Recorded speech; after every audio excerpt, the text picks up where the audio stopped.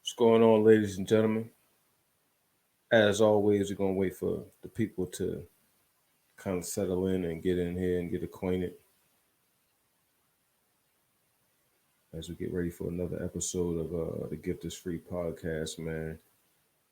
It's gonna be a good episode tonight, man. I'm telling y'all, definitely a different twist. I don't think I've had an interview with somebody that's covered different bases like this so far. Um, so hopefully the people that get to tune in tonight will get to enjoy the show. And if not, you catch it on the rebound. It's definitely going to be the most interesting story so far. So without further ado, ladies and gentlemen, because I starts on time with or without y'all, welcome to another episode of the Gift is Free Live, man.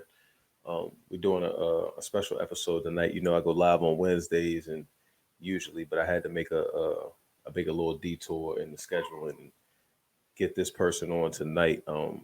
This is my homeboy, man. This is somebody I known for a little while. Kind of grew up a little bit after him in his era and seen him play and played against him from a high school level going forward. Um, Definitely one of the most gifted athletes I played against, and a lot of people respect him around the way. If you play around the way, you know who this guy is when you see him. You know what I'm saying? A lot of people talk about the goats and the Neils and all this, that, and third, but you got a guy that we have on tonight that was a player of the year in a good era of Anne Arundel County basketball. Um, had his team going to the state championship in the era of in the era of when Anne Arundel County was getting out there, Old Mill and Glen Burnie. Um, so without further ado, man, I don't want to hold y'all up. I want to get him on here to kind of get this thing started, man. Tonight, I got my man Andrew Engel in the building. Yes, sir. You How know we what I'm doing today? saying? Thanks for having me, bro. Man, I'm doing always, man. It's a pleasure to have you on tonight, man. You don't understand. This is something I've been waiting for a long time. Once I got it together with you, you said it was a go. From there, we just got it done. You know what I'm saying? Absolutely. And always a Hell pleasure yeah. I to see be. you got your big cohibas over there, number one. Hey, Quinn, you You you know know what I I'm couldn't saying? come to the podcast without a nice one. I went to the store, I got a few, but this one right Mhm. here was like $12, and it's a good quality cigar. So I figured why not? That's a fact, man. That's a fact. It's so crazy because when I was coming to get this thing done, there wasn't no corona involved. But I was thinking when I did this episode, I was going to have two cigars. You know what I'm saying? Because I knew you was going to come with yours on some smooth player shit. You know what I mean? Yeah, So I was going to be timed up and prepared for that, man. But how you doing, man? Speaking of corona, how you been doing in the coronavirus, man? You been staying busy, staying active? yeah, man. Thanks for asking. This whole health crisis that we're dealing with, it's one of a kind. We've never experienced something like this in our lifetime. The country, the world. I mean, you had the Spanish flu about 100 years ago, but to kind of relive something that we never thought would come during our time frame with all of our technology and everything going on, it's crazy to be working from home and to be doing everything that we're doing. Um, still day to day and having to wear masks, but everything's going well, man. We're definitely living with what's going on, but it's all right. That's a That's a fact, man. I don't know what the hell happened just now. They kicked me out the broadcast and some more shit, but um, that's I a still fact. You still heard me? we're good. We're good. Okay. I just want to make sure you can still hear me, man. But nah, man, this that like you said during this time, man, this health crisis, man, we have never ever seen something like this in our lifetime, man. And being in our area, we've been around some of the craziest things, such as like the DC snipers and things like that. But that ain't even this. This is different. This is affecting everybody. So, it's definitely a different thing. And 9/11, you got the pandemic. I mean, it's kind of crazy when you just kind of look back at the 30 years we've been here to kind of see every little historical event that has went down. But we still here. Yeah. It's crazy to think a couple months ago we were like, man, they're gonna shut everything down. But people are moving. I think it's good, man. You see a lot more people outside working out. You see a lot more people eating right. And even though this is a tough time, I think it's a unique time for everybody. Really to just kind of make do with what the best that we can during the pandemic. But it's very unique, man.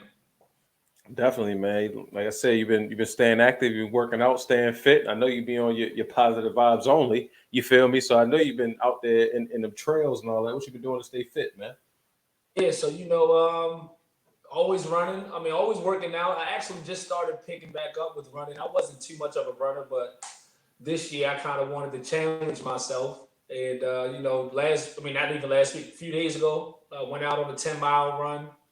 Ran that in a little bit less than 2 hours, which was it was definitely a good challenge. So just trying to keep up with running, working out every day.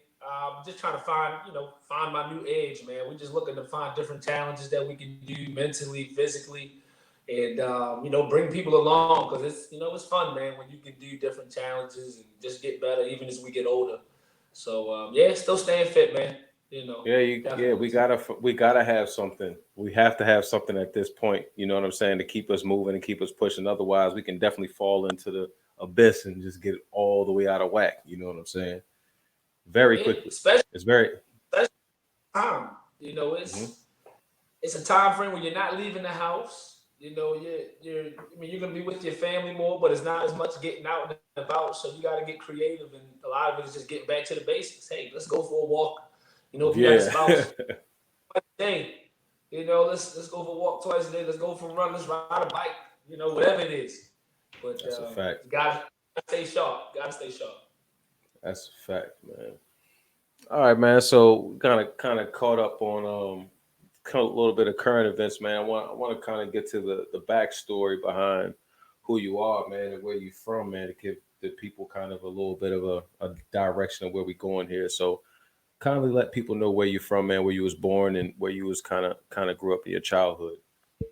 Yeah, well, good question. As a young kid, my dad was very, very young. My dad he was in the military when I was younger. I was actually born in California, in Monterey. Mm, Um, don't remember it, but I was only born there. Relocated back to Maryland, where my family's originally from, by a very young age, ever since I can remember. And then pretty much grew up in Glen Burnie area, Anne Arundel County, since a young kid, and that's kind of how we made our way through the sports in this area, and always remained in this area, always loved the area. But yeah. nice.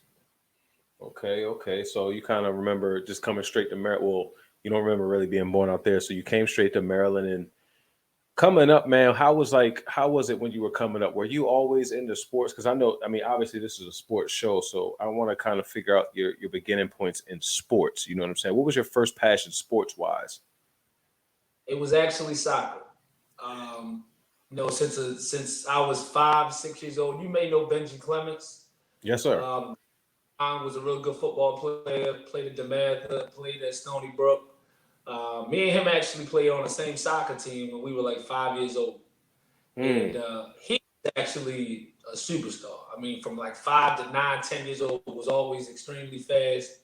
But that was my first love. I mean, I always loved basketball. I always loved sports. My dad was real big into basketball and soccer, and he always kept me around sports 24/7. But Right. it definitely was a natural addiction, I guess you could. But he didn't have to take me around it. I wanted to play it all day, every day. And my first love was definitely the soccer field. Basketball was something I loved too. Um, but as I got older, basketball actually became my true. Even to this day, it's hard to even drive past a basketball court without getting that itch. You know what I Facts. mean? But soccer was definitely my first love. Okay. So at this point you're a youngin and you coming up and you're playing soccer. It's a little bit culturally. It's a little bit different. You know what I'm saying? Culturally. I mean, even at that stage, when you're young like that, especially around in our way, a lot of people don't know where Glen Burnie is, even in the sense in the worldwide spectrum. But in our way, soccer is not really one of the go-tos as far as the youth in our culture. So that was something totally different. So did you do that as well as you did basketball, or is that why you geared to it because you was better at that, or was it something that you was just geared in? I was always really good at soccer, Mm-hmm. and I was always like very, very, very good. It was something I would have I always had like a natural feel and a natural touch for it. And then on the soccer field, I guess I want to touch on 2 points. So on the soccer field, for me personally, on a basketball court, I'm a 6'1", 6'2" point guard, shooting guard. Mm-hmm. Um, Good defender, but always, may not be the best or most athletic or maybe the best scorer, but I can always find my way on the basketball court. On the soccer field, it's a little different. My size, somewhat stands out a little bit more on the soccer field. You're 6'1", 6'2", got a stride, a little bit bigger than a lot of the other players. There are some tall players in soccer, usually a lot of, maybe some defenders or some up top like strikers. But for my position at 6'1", I could be a little bit more dominant because my speed, I feel like, was at the top with the faster players. My skill set, my IQ. So it allowed me to just, even without working on my game, every time I came back to the sport, I came back at a high level. But in terms of what you said in the culture around here, sometimes I wish when I grew up playing soccer was kind of how it is now. Yeah. Now the culture is more open to playing lacrosse, and baseball, and soccer, and it may have been a different course for me at that. If maybe I grew up at this time playing soccer, and I do actually see, if a lot more African Americans pick up a soccer ball, man, they have no idea how dominant they would be. I mean, the United States is the only country where soccer is not the primary sport. But it was definitely different. But I loved it. I love the teamwork aspect of a soccer field. It's very, very similar.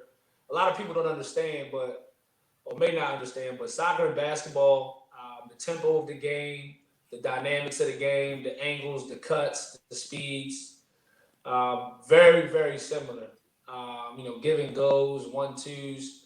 So even when I didn't play soccer as much, so I didn't play basketball when I played soccer, those two games really complemented one another. So it really didn't. I didn't have to have as much buildup to get back into kind of having that natural feel because you're kind of still having that same touch even in the other sport.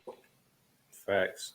It's so crazy that, like, to look back on it now and you speak on it now, and like I said, I do my little research beforehand on people. The same way you spoke about it right now is the same way you spoke about it a little bit later on in life.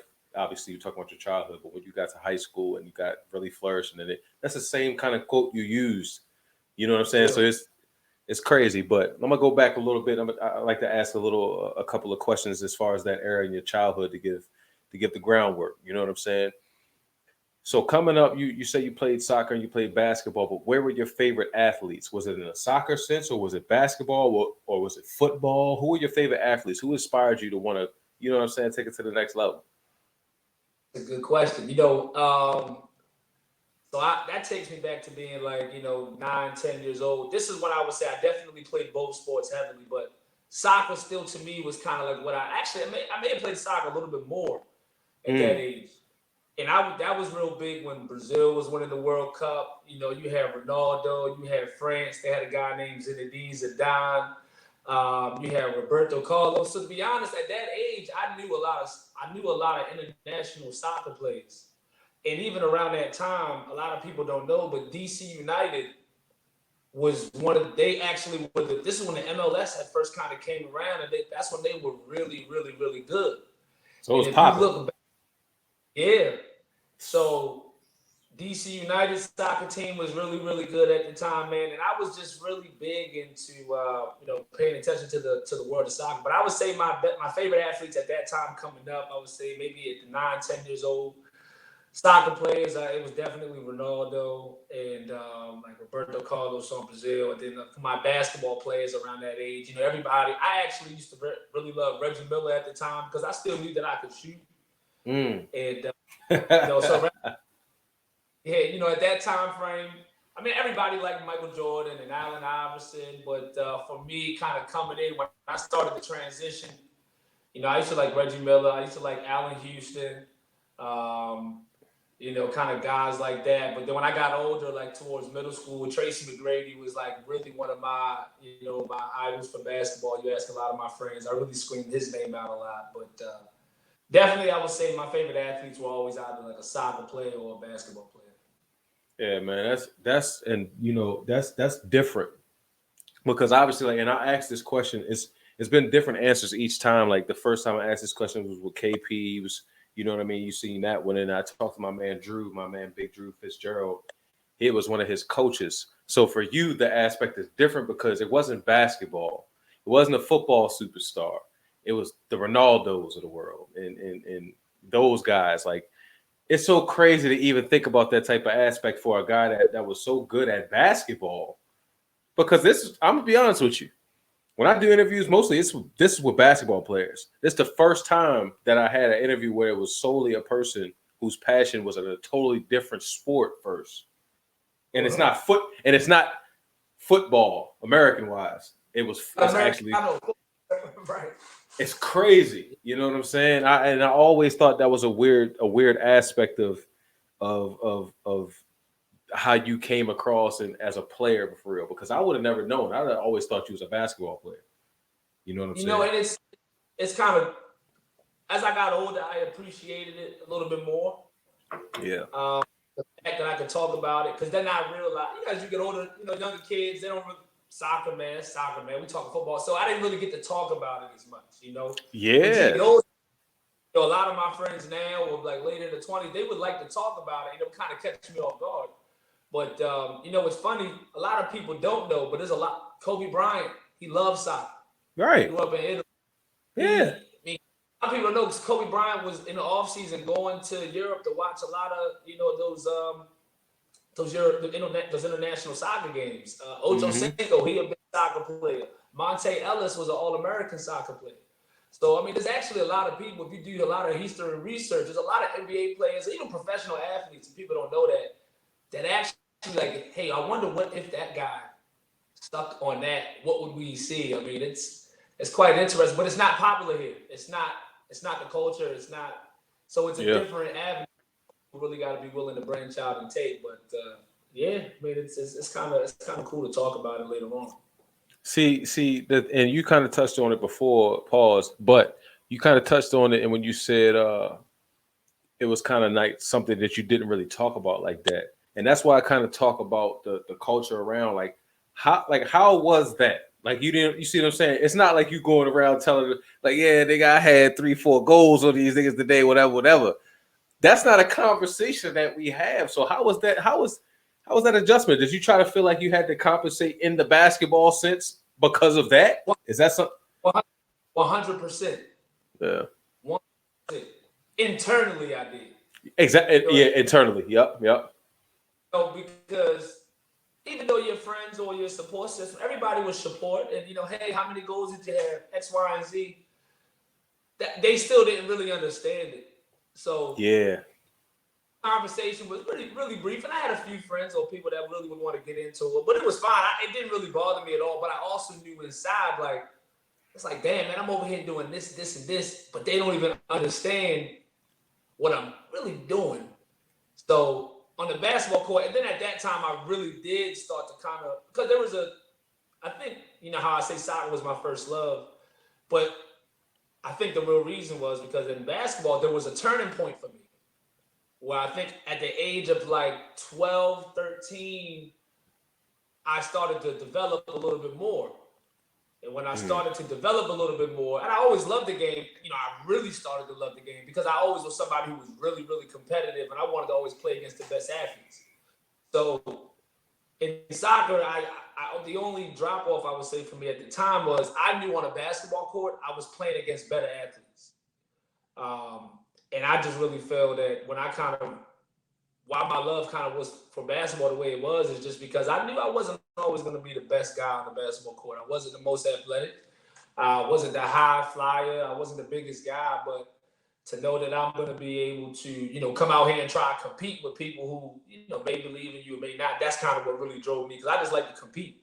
And, not saying I wasn't competing in the soccer field, but there was just more, even now to this day, or even in my teen years, 20s, the competition for me where I had to really, push myself was always going to be more so on the basketball field, at least a basketball court, at least at the highest level I played the soccer at that time. Man, options are incredible. So Yeah. I'm all right. So I know you can understand that. It kind of it came down to I wanted to compete. Yeah. And I was dominant in this sport. I was pretty good at this one, but I had to prove myself more over here. So that's just what I wanted. It's an itch. It's like something that, like, man, it's something to keep you going. Somebody say one little thing, and that'll have you going for 6-8 months. You know what I'm saying? Yeah, that's really what it was. Exactly. Okay, so that's early. So you still in about elementary to middle school era. Now I want to fast forward a little bit, and because we've kind of established your passions and what you're kind of geared towards doing. You're going towards high school. A lot of people, I always ask this question too, especially with people from around the way. It's like, did you have the inclination, or did you have the background in your family or anybody that had you ready to go to college from that point, like going into high school? You mean, was I always ready to be someone who's gonna go to college as I was going into high school? Yeah, like, because you understand, like, you see what I'm saying? Like, around, like, if you think about it, like, around our way, a lot of people, the main problem with us going to universities or colleges is just having the foundation and knowing the ladder and how the scheme works. And I absolutely did. Okay, so going into high school, you knew that you was going to college at some point. You know what I'm saying? It was just about the steps you was taking to get there. You feel me? 100%. I mean, I had my older sister. A lot of people don't know my older sister, Caitlin. She was actually a very, very, very good basketball player. I mean, back then, the AAU teams that were really good. I'm not sure if these girls' teams are still on. I was like the Baltimore Ravens, the Maryland Waves, and my older sister. She started at Ole Mill as a freshman, all through 4 years in high school, and she was like dominant. Very, very good. Had big D1 schools that wanted her since a freshman, sophomore year. I mean, I remember, like, I think it was like Northwestern, like a mid-major D1 sent her a pair of shoes. And this is back in like 04, like sent a pair of shoes to the house. Like, yeah. But, and then on top of that, my dad went to college, my mom went to college. So yeah, it was always instilled in me. I always knew I was going to college, and in my mindset, it was through a scholarship. I'm going to play a sport.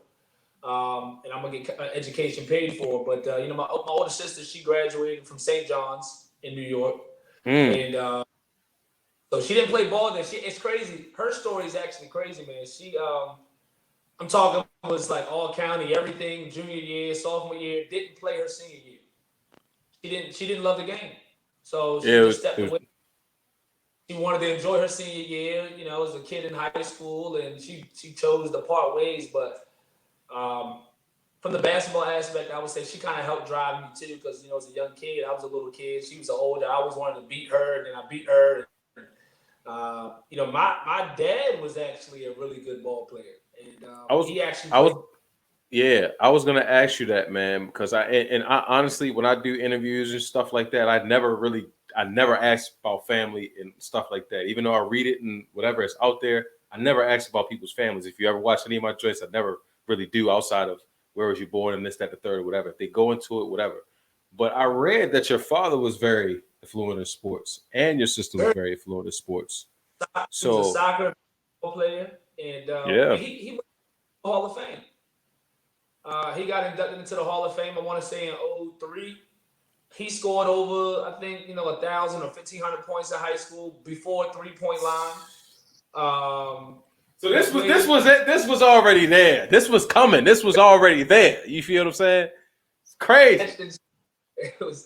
And he actually played D3 at the school is Western Maryland, but it's actually now McDaniel College.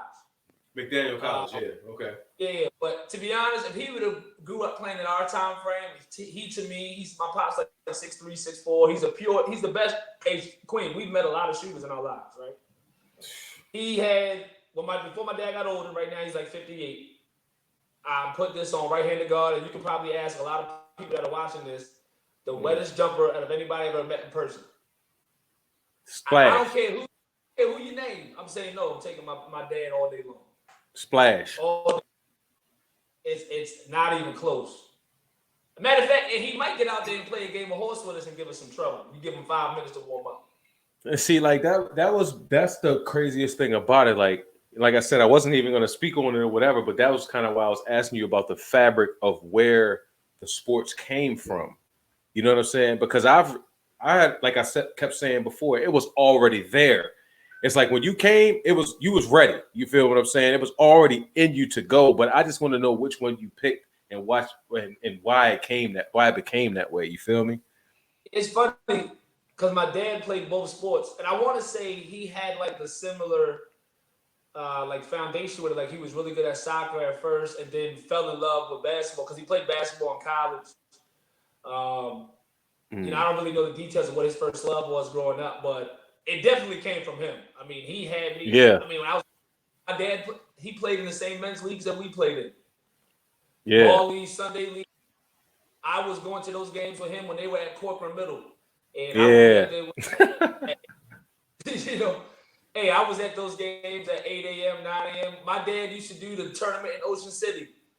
I was going to the tournament when I was 9, 10, and he would be one of the older guys on the team, still getting up and down the court with a bunch of young guys. So 100% started with him.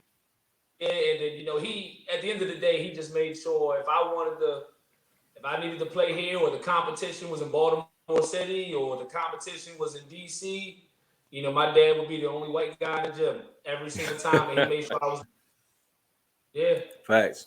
Okay, so all right, so like I said, you just spoke on it too, just making this transition to high school, and you said you came into your own as far as a basketball sense as well by the time you got to high school, right?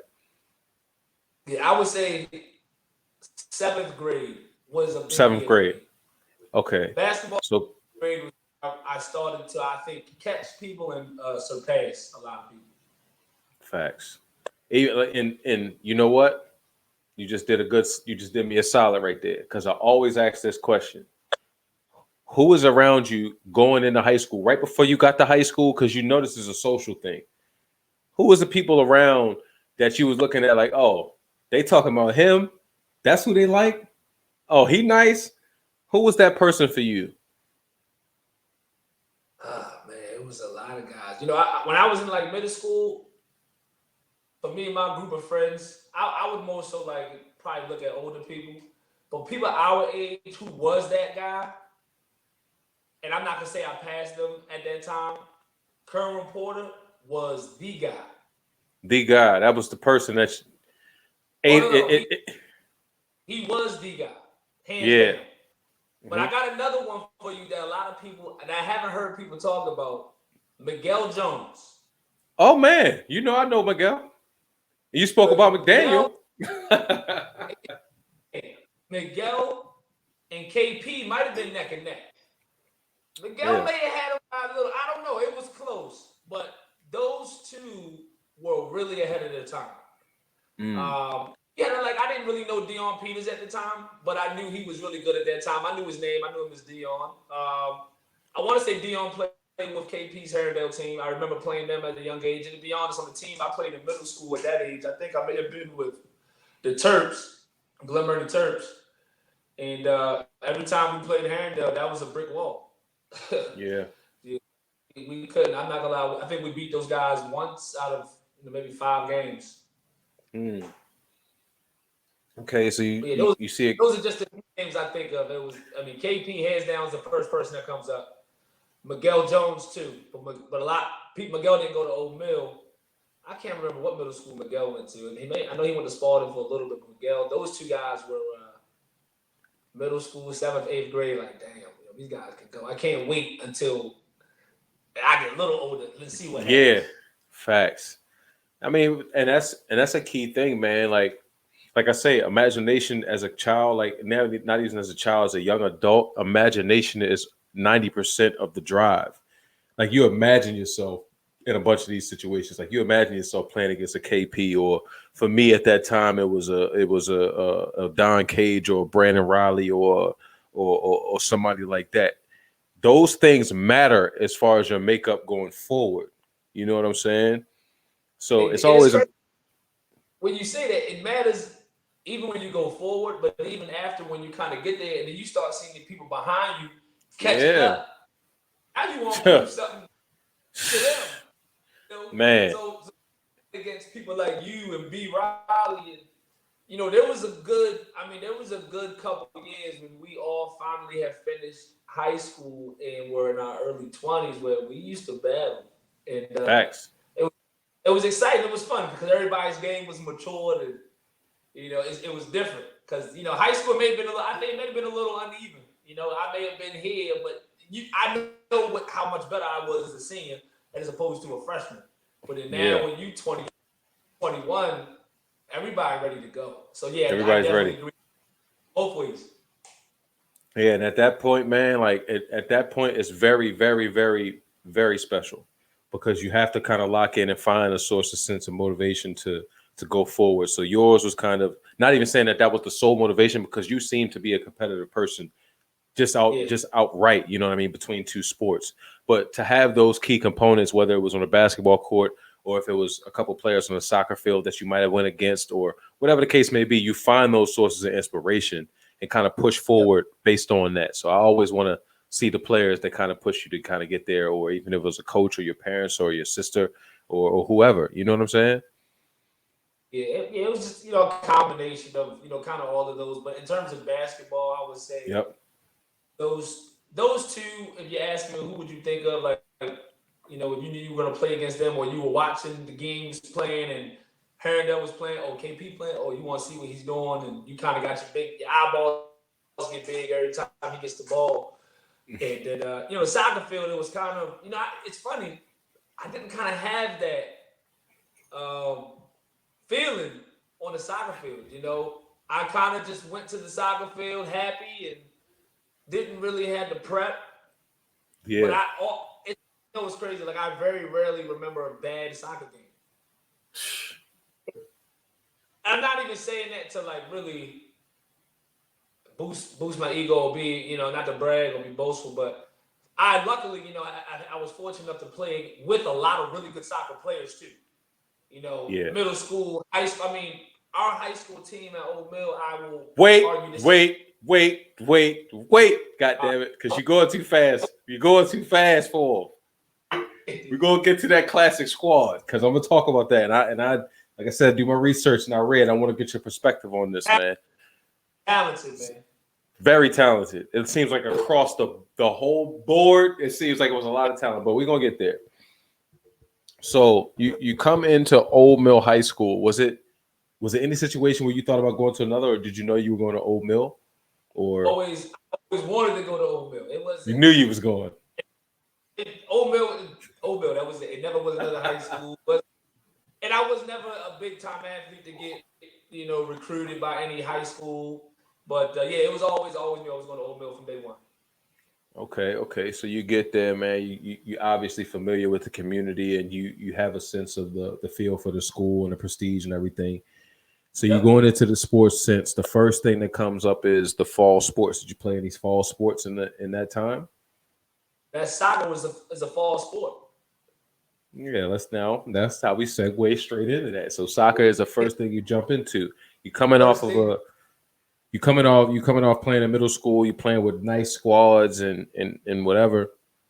But now we at high school, man, and in high school it's a very particular thing because it's social standards, it's social structures. So as a freshman, you coming in, you could be getting treated a certain type of way unless you're playing a sport.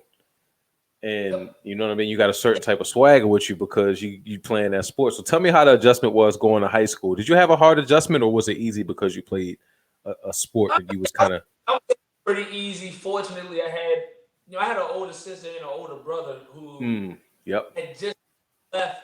You know, they peppered Old Mill with the last name already a little bit. And then, my older sister, she had just graduated the senior class prior to my freshman year. So there was always even older guys, girls who knew me because they would come over to the house. So I actually had a warm welcome to high school. You know what I mean? And starting out playing soccer, it was pretty cool and a little different because a lot of people didn't know.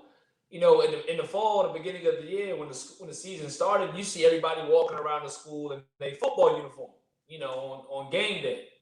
And then, at the beginning of the year, all of a sudden people see me wearing this jersey right here, this Old Mill soccer. Like, what is that? You know, they didn't even know that we had a soccer team. Like, oh, this is soccer ball. You play? You play, cuz you playing soccer? Yeah. I would get a lot of jokes and X, Y, Z. It was cool. It was always fun. But in terms of really kind of letting people know, it was different because 99.9% of all of my friends and everybody I hung was on with a football jersey in the fall season. And then I had my game day little soccer jersey, my little soccer track jacket. But I would say going into high school, it was like a warm welcome, man. It wasn't, and even a lot of our freshman class, we came in with a lot of athletes. So we had a lot of people coming in that were playing basketball, playing football. So we felt confident. We were already confident in ourselves coming in. And we really wanted to impress everybody in the school. We was there to win some games. So it was different because I had to kind of explain to people, but it was cool. Now you look back at it. Facts, man. And like I said, you're in ninth grade, man. So you come in did you play varsity off the rip or did you play JV soccer? Varsity all 4 years. Yeah. So you mean to tell me you came in straight off the rip, black man? First, I never forget. It was first day of tryouts.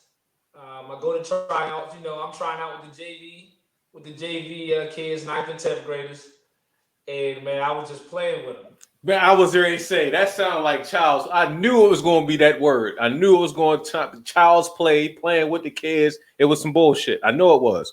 I knew it. It was bullshit, and no disrespect to any of those kids that played. Our JV team at that time was really good. Mm-hmm. But they moved me up on the first day, because we had 2 days, the varsity team was practicing, or the tryouts was at like 6. They said, hey, you come into the 6 o'clock practice.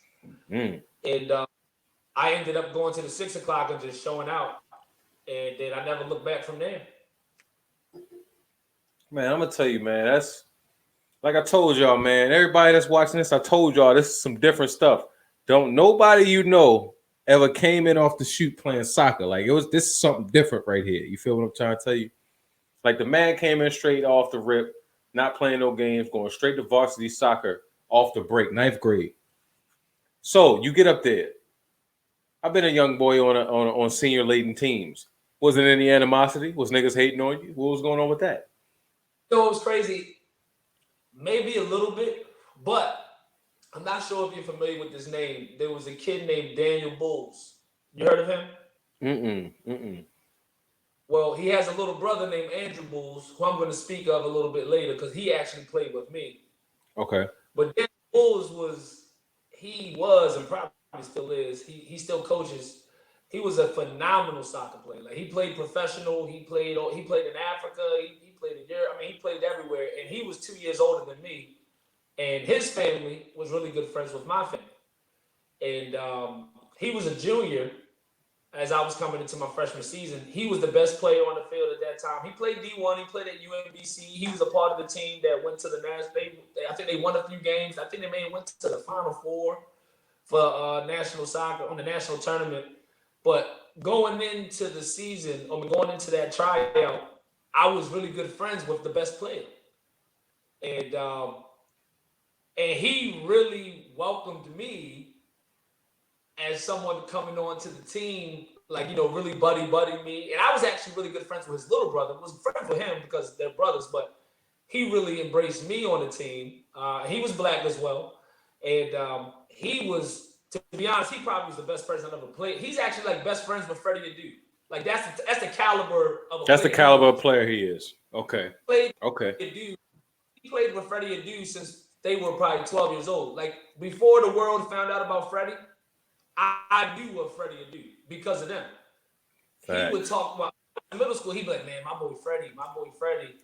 But Dan Bulls wasn't far behind him, and I just came into the team, and he really welcomed me. And the team really asked. I mean, I don't even want to say I started my freshman year. I think I maybe started a few games. I got a lot of minutes. We had a really good team, but the fact that one of your best players is co-signing this freshman, people could just kind of deal with it, I guess you would say. And I had really good coaches too. I mean, the coaches I had, they really understood how to, I guess, inspire somebody like myself who was a freshman. Because I've been on teams where people were really good as like a freshman or underclassman, and the coaches to me didn't do maybe the right job to get them to be able to have that confidence to play with these guys.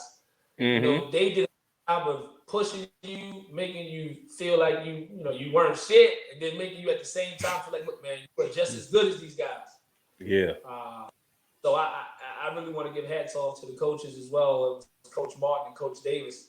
They really inspired me, I would say, for those 4 years to, like, even though I didn't play soccer outside of it, I mean, when the soccer season was over, a lot of you not playing, I did not touch a soccer ball until the next tryout.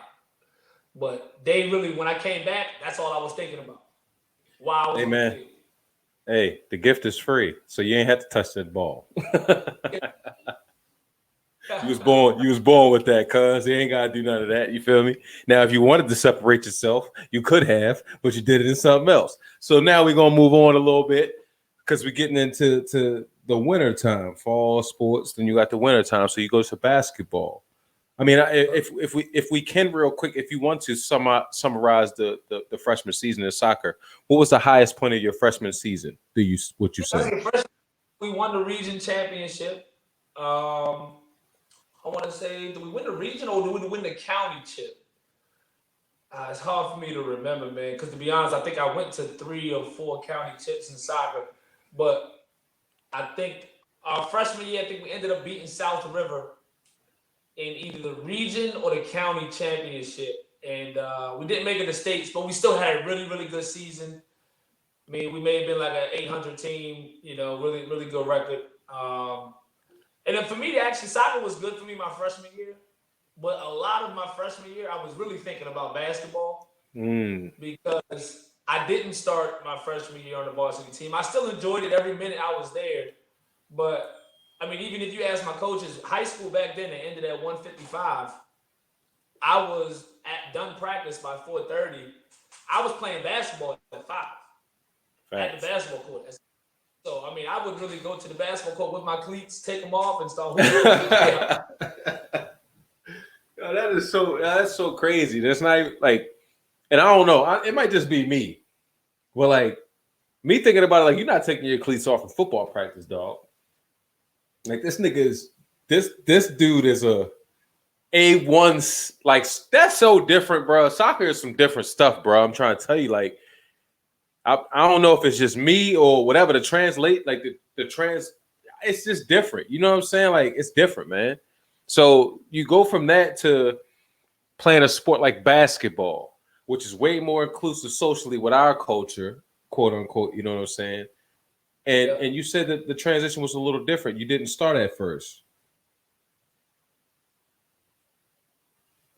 Still with me? You still with me? Queen, you there? Yeah, I'm here. Can you hear me? Can you hear me? I can't hear you. Hold on. Can you hear me? You hear me? Can you hear me? I can hear you. You hear me now? I can hear you. Can you hear me? Hold on, why I can't hear you? Hold on 1 second. I don't know what's going on. I can hear you. You hear me? Yeah, I can hear you. I can hear you. I can hear you clear as day. Hold on. I can't hear you. I can hear you clear as day. Hold on. Can you hear Hold on, me? let me see if. Oh Make man. sure. Let me fix it. I'm Make. about to fix it. I'm gonna fix it. Give me a second. All right. You good? You good? And my man going fix the stream real quick. He gonna come back and get with us, man. But it's crazy, man. Like I said, it's a different transition, man. To be able to be one of the best in the country, not in the country, in the county and in the state in soccer, man. As a freshman, man, this transition about to be crazy. I'm trying to tell you. So we're gonna try to get him back in real quick. Can you hear me, bro?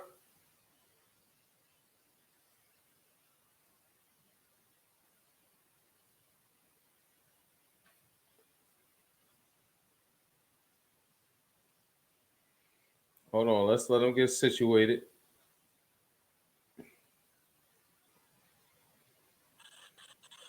I hear you now, Quinn. We good. You can hear me? Yeah, we good. We good. I had to cut my phone off. I think my phone was connected to the iPad, and a call came through, and it just messed everything up. I can't see you right now. You black. It'll probably come back in a second.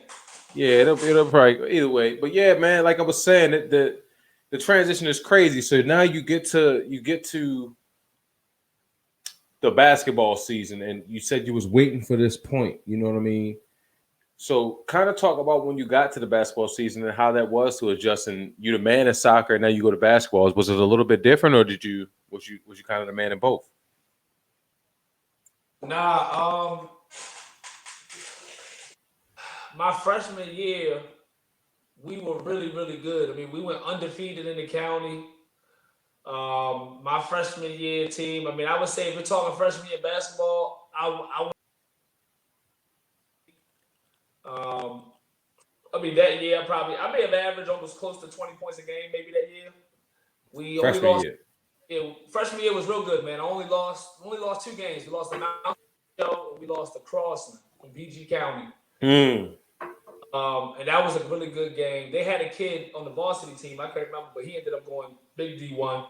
But yeah, my freshman year, I would say going into high school, I was looking to be the guy. I mean, I had the confidence at that point on the basketball court. Um, my skill set was coming around at that point. And just at the competition level I was playing at, I would say a pretty high level against most of the guys at the time that were pretty good. If guys were better than me, I was catching up. You know, I was coming up right there. So yeah, I would say for JV and where I was at, I was in the county at that time. I would say I was one of the better players. Okay, so was it any memorable game where you played in that freshman year where you got off on somebody and you was like, oh, okay, I am on this level. You know what I'm saying? Because Oh you was yeah, trying to get. yeah. I mean freshman year, man. I mean we were. I mean we dominated the county, bro. I mean just of the team. You know, we had Gunner Travis Hyman, who he hadn't caught up to himself yet, but he was 6'5", 6'6". We had Rodney Stokes, who hadn't caught up to himself yet, but was still 6'5", 6'6". Um, we had Curtis LeVere. I know who he is. Yeah, yeah. Curtis I don't know him LeVere personally, but I know who he is. was really good. He was like me. He was a two guard, like 6'2", with bounce, could dunk on you, good jump shot. He had all of the handles in the world. He had good enough handles to get you 20 feet and in. And then we also had a kid named Devin Jones. I mean, it built the foundation for the team to what our team ended up being later on in the future in terms of varsity. But yeah, on that team, the team really deferred to me and deferred to like me and Curtis as like I would say the top 2 scorers on that team, and it was just a real good team. Your shots was falling. You getting the ball, you getting the play called for you. The other team know you that guy. The coaches on the other team. So a lot of people, if you really look at the mental aspect of the game, when the game start and somebody says, "Who got Drew?" and I don't know who you are, but you said, "Who got Drew?" You know what I mean? I know that y'all know who I. Oh, I just know that actually lets me know like, oh, I'm about to go to work. That means something. That means something. It means, you know, it means something to you. Where it's just like it's good to hear, but you also want to perform at the same time. Like, yeah, who got Drew? Yeah. So, you know, that was, I would say, around my 9th grade year, like in high school, was when I started to hear things like that. Where in basketball for me, I wasn't hearing things like that prior to maybe 8th grade. You know, when I was going to basketball courts and playing, it was people talking about other guys. You know, oh, who, you know, and I was just somebody, I was definitely out there, you know, you got to watch out for Drew, but I would say once I hit high school, 9th grade, you know, I started to kind of see the shift go to, hey, watch for the shooter, you know, or this and that. And that plays into your confidence as a player because it lets you know that you are progressing. So, that's a fact. That's a fact. It played a big, I think my freshman year played a big part of my confidence level as a basketball player. Okay, and I'm gonna show this real quick. I don't know if you can see this. Can you see the questions when they come across the bottom? Yeah, I can see them good. So Drew Hall asks, Andrew, what was your work ethic? Did you train every day? Did you wake up at 5 a.m. and work out? What was your routine? That's a good question. No, I did not train every day. But I did. You know, I was fortunate enough where you know, my dad had a basketball court. I had a goal at the house, in the backyard, and bro, me and my friends spent endless nights, weekdays, weeknights, weekends. I'm talking some nights we'll play until 1, 2, 3, until the neighbors would call my parents, say, hey, they got it. Because we would have the light, and I could put the light on where you can see us hooping just enough where we could see enough to play. I mean, bro, we would play outside with gloves on if it was snowing. Yeah. I mean, you get Kyle Williams. I mean, so no, Drew, to your point, I wouldn't say I knew at the time mentally that I need to work on my game all the time. But I would say going in my junior and senior year, I would put up shots. I would, you know, go to practice a little early, get shots up, or games on the weekends. I mean, for when we had a gym on the weekends, I would go to practice early, like on a Saturday, get shots up, prep for the next week. But to be honest, I really didn't start to get into that type of a routine until like my senior year, prepping for college. Yeah. Because one thing I always say that's different between our time and the kids nowadays, what we did was go to courts. Play pickup. We played pickup. And we brought our 5, or we went by ourselves. And no, I didn't every day go dribble and shoot 1,000 shots. But what I did do was I played ball from 12 to 8. Wherever. All day long. It didn't matter where I was. Wherever. That's the main thing. And I'm gonna let you go ahead and finish that point because I don't want to cut you off. So go ahead and finish that point, and I'm gonna ask you one more question about that. Yeah, but that was a big part of, I would say, my game at the time, because when you just trying to continuously prove yourself, you know, you go up. I played a basketball court in Glen Burnie at Southgate. You go to Dorsey. I mean, Dorsey Road at that time. Man. And uptown, down road, whoever was out, they was coming around. Courts didn't cut off till 2 a.m. Facts. So when I tell you everybody came to those courts, I mean, every summer was what I could not wait for Dorsey Road. I mean, Thursday nights, Tuesday nights, Wednesday nights at Dorsey after 5:30, 6:30 when the sun go down a little bit, bro, we be there till 1 o'clock in the morning religiously.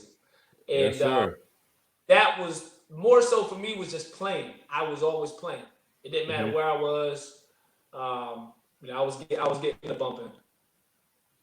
Okay.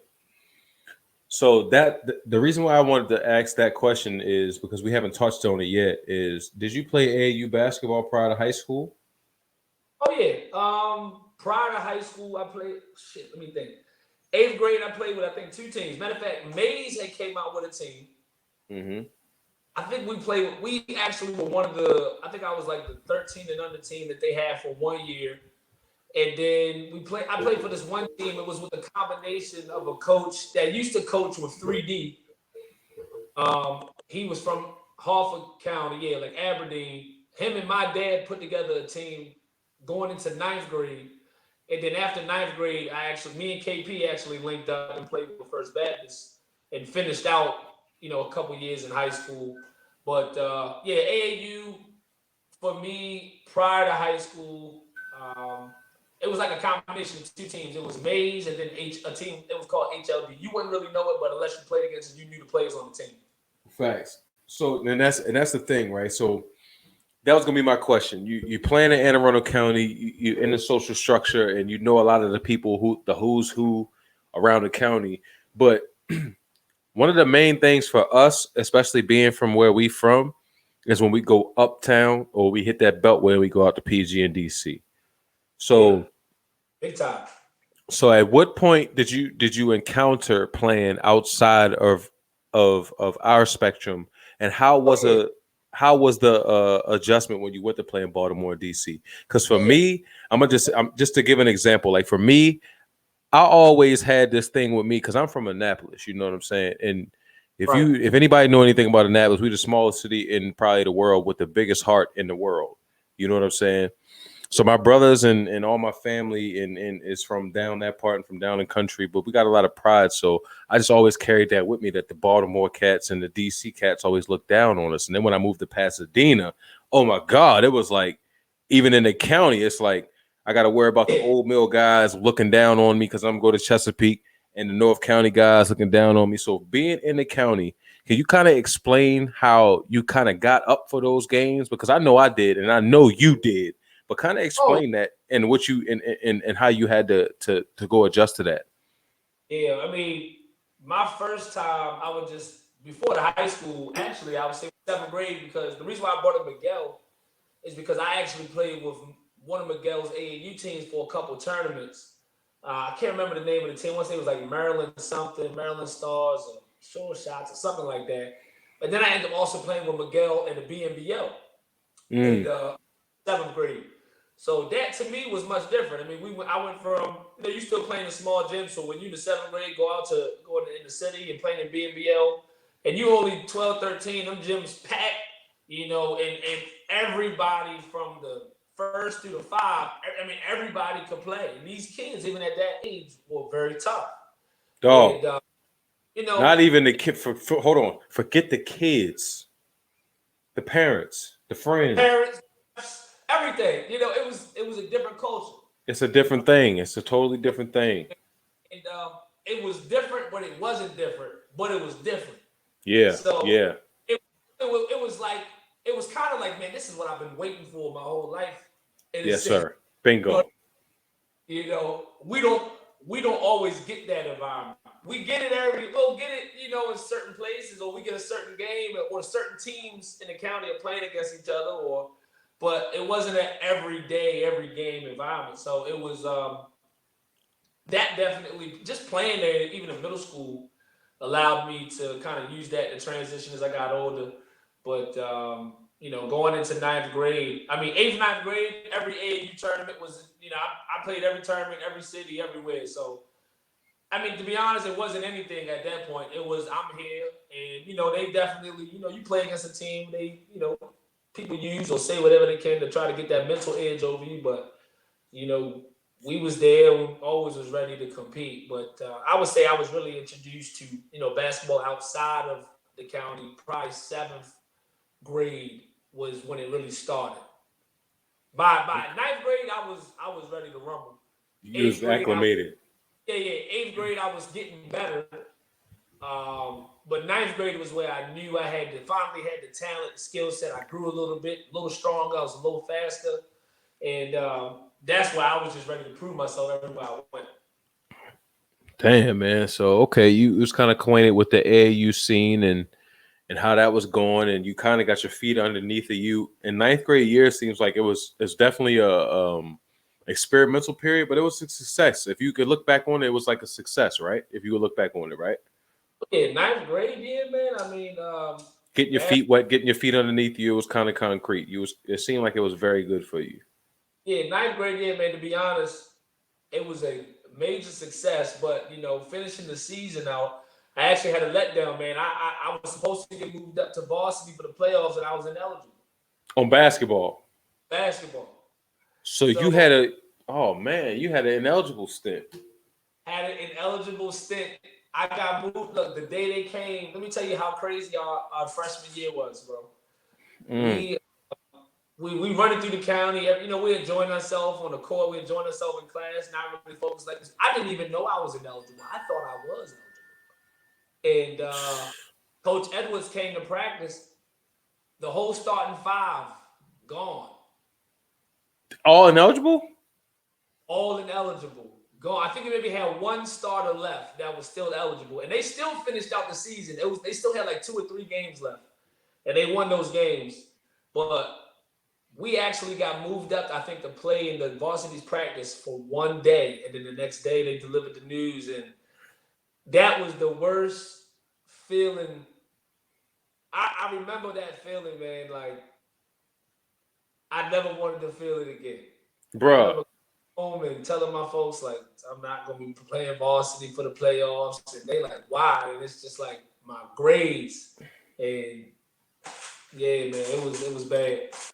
So I was ineligible my 9th grade year, and it was in the beginning. And you get the 2-week grace period. And I know I tell the story all the time, but you may not be familiar with it. But my 9th grade year is similar to your situation with the soccer team. Like I went to the 9th grade tryout. I was about to go to the tryout. They stopped me beforehand and told me don't go to that one and go straight to varsity.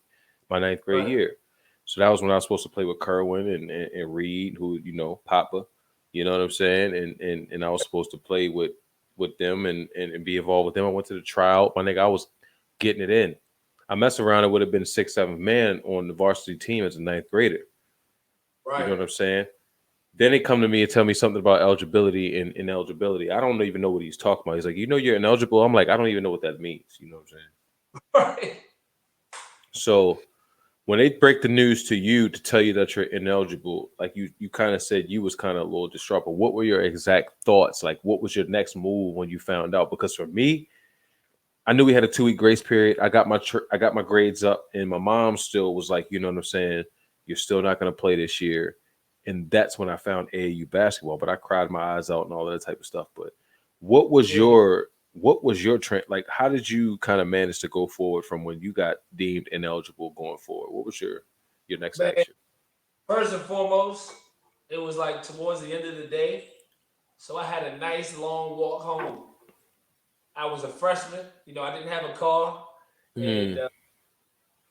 I just remember walking home from school thinking about it. And man, it was one of the worst things about that walk home. It was crazy because I was walking with my boy David Price, who was on the basketball team at the time, and we walked past. He lived in E-Town, and we walked past his house. She's like, "Hey, you guys ready for the?" I said, "Miss Price, I'm ineligible," and I knew I had to tell her because she actually knew my parents. Yeah. And I couldn't say, "Yeah, I'm ready." Like the news was there, and DP knew the news. So when I told her, she had that look of disappointment, and then it was just like, man, it hurt. Man. It hurt. It hurt. It was about a good week. Matter of fact, it took until the season was over for me to get over. Until varsity was done, and then I knew it was past me. And I mean, I ended up after that never dropping the ball in the classroom ever again. I think I came back my sophomore year having a 3.5 GPA for the whole year. Yeah. And, It changes things instantly. yeah, it was a big put your big boy pants on moment, at that point in time, at least in the classroom. Like, okay, you can still have fun, you can still do a bunch of stuff, but you got to get the grades.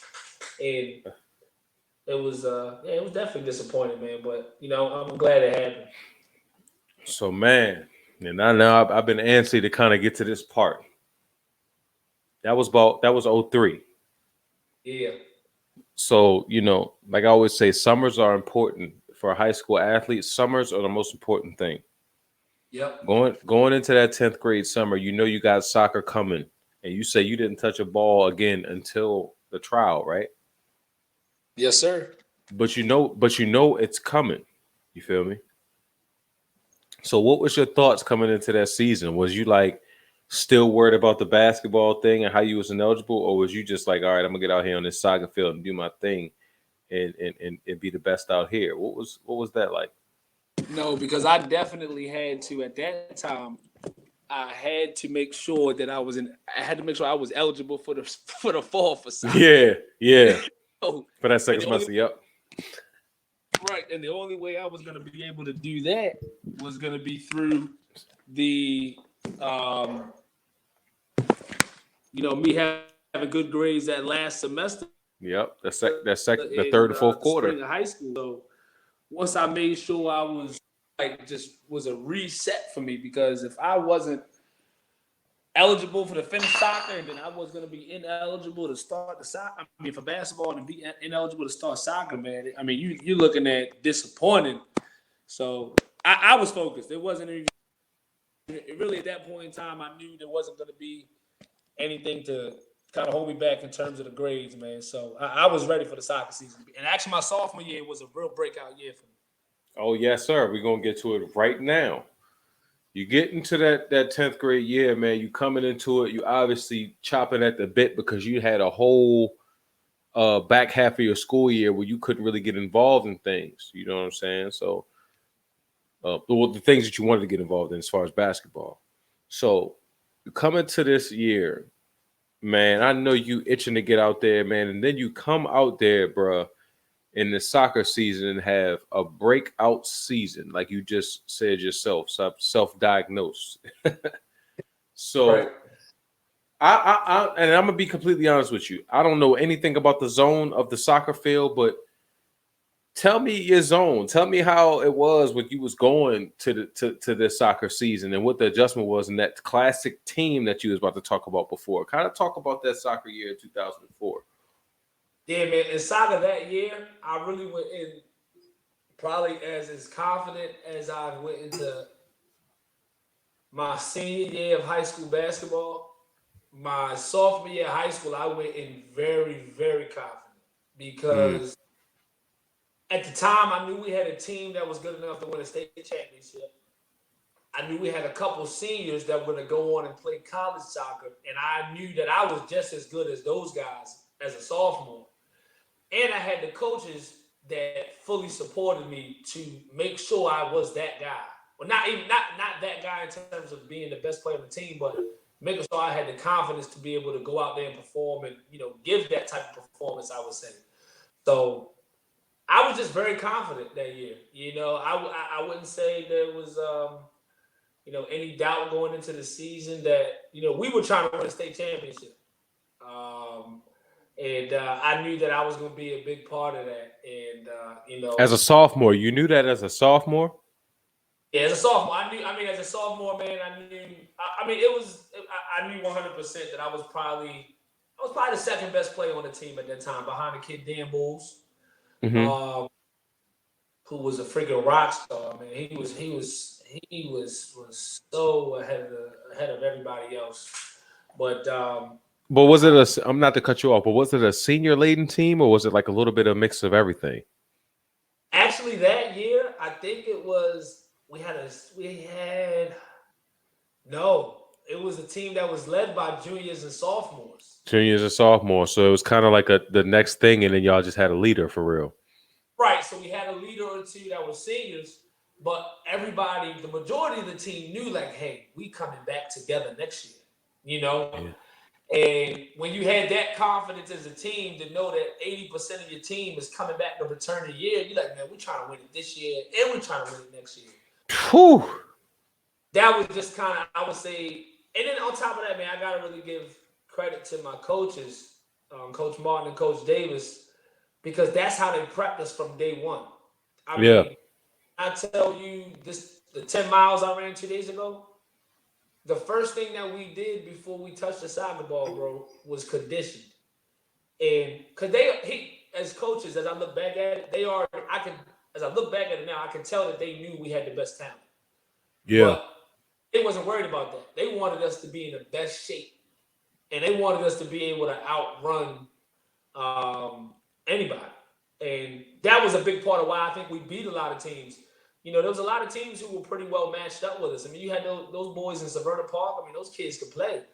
Um, but I don't think there was a team that was more conditioned physically than us. I mean, we would start practices with timed 2-3 mile runs, intense practices, mid practice sprints, end practice on sprints.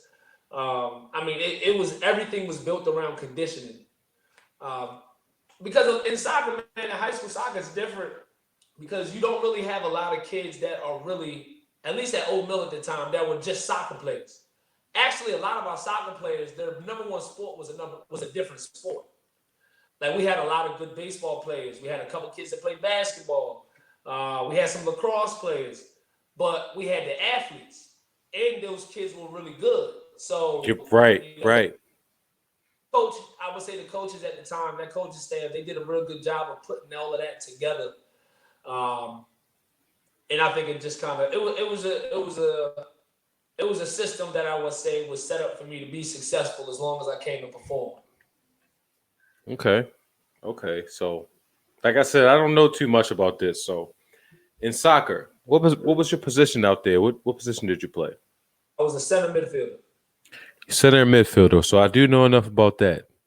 That's the main person. That's the person that's getting it in. He can go all the way up and he can go all the way down. Yes, sir. He on both sides of the ball. You better be in shape to play.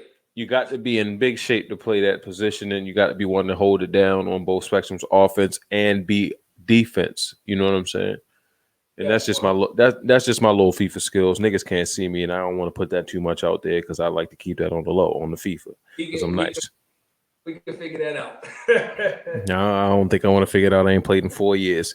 But anyway, so looking at it from that perspective, man, you played center field. You played one of the most intricate positions on the field outside of a goalie, as far as a soccer sense. So Yep. I seen you write up. I seen you put in an article, and I want to move too fast, but I seen you put in an article in your sophomore year that kind of playing the center field position, the midfield position, is sort of similar to playing point guard in basketball, and that's kind of an accurate depiction based on how you kind of still talk about it today. And even as I started to look into the position as a whole, like being a midfielder and kind of being able to put together passes and angles, and even defensively being able to put together schemes for your team. So I seen that draw and that connection. So did you kind of think that was the thing that kind of tied those two things together?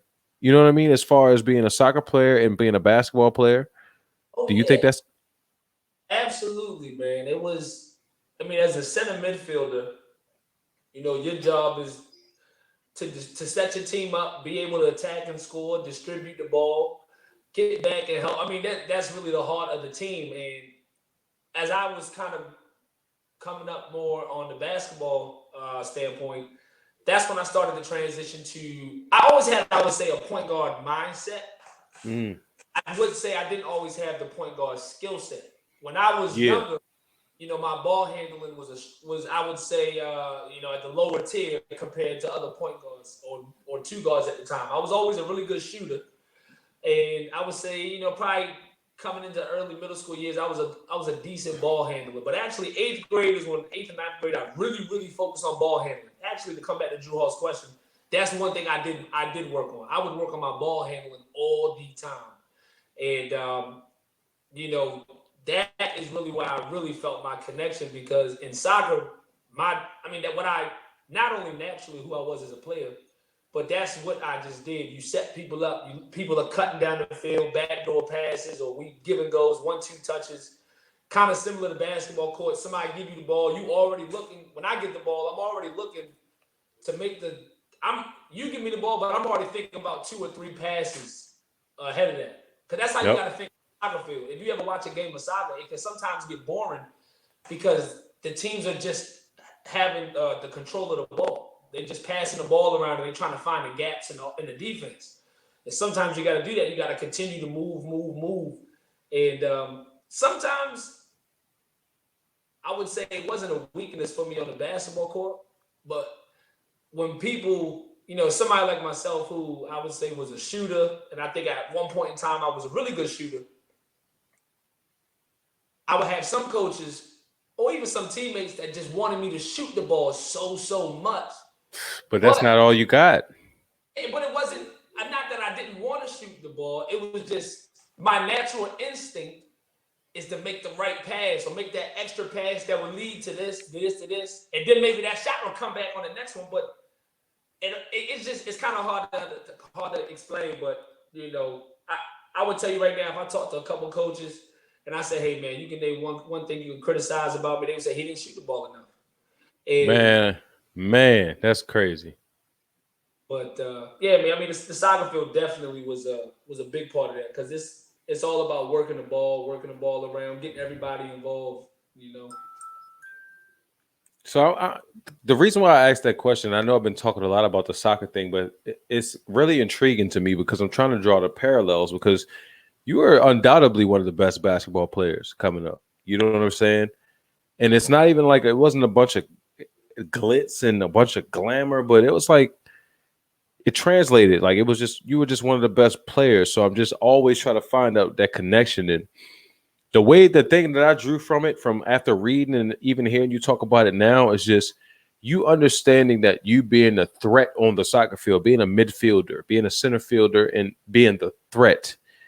You kind of always have to be in that basketball mode because basketball is all about being a play or a two plays ahead or a step ahead than the next person. Like prime example, me playing basketball.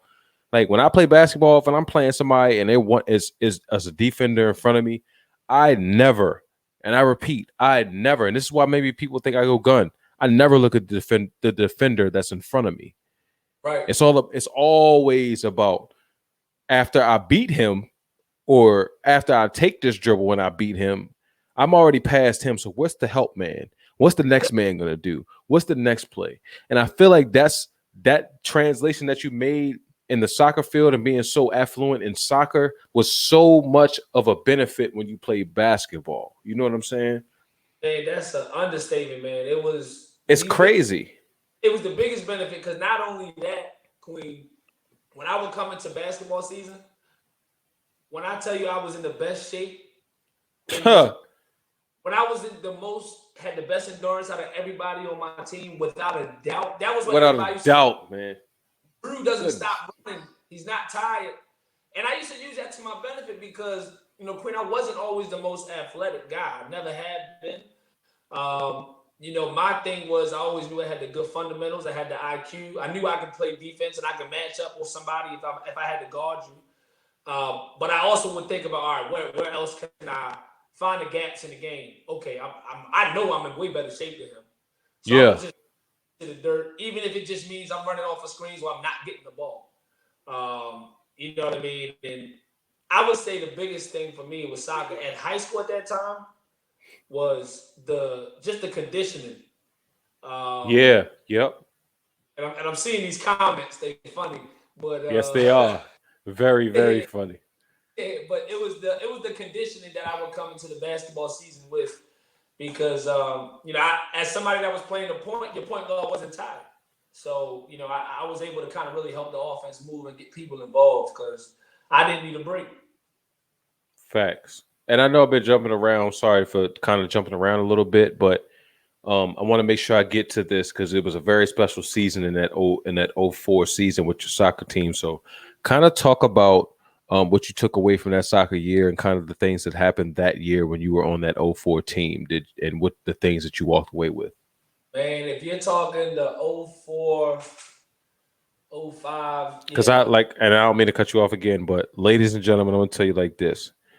Any write-up that I've seen about this team in 04 has always been geared around this being one of the best put together teams in soccer in Anne Arundel County history, let alone the state history, because and I'll let you tell it. Go ahead and tell it. Go ahead. Yeah, it was, just so you know, we went to 2 state championships back to back. Back to back? So it was, I think I started high school 02, 03. So my 03, the 03 team, we went to the chip, but the 04 team, my junior year team, I mean, we went 18-1-1. The only game we lost was in the state championship on a fluke in overtime. It was to explain to you how we lost. I should have a couple of rings, but talk about the first season. Talk about the first season first. So that sophomore year. Yeah, so that sophomore year team, and we were special, man. We went to the state championship. That team that we played, bro, it was the team. I want to say, I think it was Kenwood. I think you did your research. Let me know. Correct me if I'm wrong. No, it was sophomore year. Yep. Yeah, so we had so many different people that were just so talented on that team, man. We ended up losing in overtime. And just to kind of explain to you how we lost, the kid on the other team, he's at midfield with the ball. He didn't even mean to shoot the ball on the He other just team. He just the only thing he was trying to do, we were attacking them, and we should have scored at least 3 or 4 times. We kept hitting the post and X, Y, and Z. Even going into overtime, we knew like, yeah, we're about to put these guys away. And then it was like the first 2 minutes, we're applying big pressure on them. We're about to score. We're about to score. Like it's like we were right there. And then they actually like helped. They had a good defensive stop, and they were just trying to clear the ball. So in soccer, when you just clear it, that means you just boot it. Like, hey, Facts. clear the get it out of here because they about to score on it. So when the kid, if midfield is 50 yards out, no, in soccer midfield is 60 yards out. He was about 10 yards behind the midfield. He's 70 yards away from the goal. He just booted it. And when you boot it, like when you're that far on the offensive end, your goalie will always creep up a little bit because there's no reason for him to be back on the goal line. And kid just it out of the way, and he just got a good foot under it, and the wind carried the ball. A lot of you now watched it like another 20 yards. And as I'm watching, I look at my goalkeeper, and I'm watching him run back like his life depends on it. I'm like, please do not tell me this ball is about to fall into the net. Oh, come on, man. Bro, and in soccer, in overtime, first goal. It's over. And, man, the ball found the back of the net, man. And even to this day, that was a heartbreaker, man. That was tough, man. That was a tough one. So listen, man, like I said, so this is different, y'all. Like, I mean, it's not different for you because you now know what I know. It kind of is a custom in your household, but looking at this is a little different, man. You coming out of that 04 year, and you're one of the best players in the state. Yeah, you know what I'm saying? You player of the year in the county. Yeah, player of the year. I think I was first team All State. And you were first team All Metro, first team All State. Yeah. That as a sophomore, that's incredible. That is incredible, bro. I'm gonna tell you that right now. Ain't nobody else that you know in your hand circle.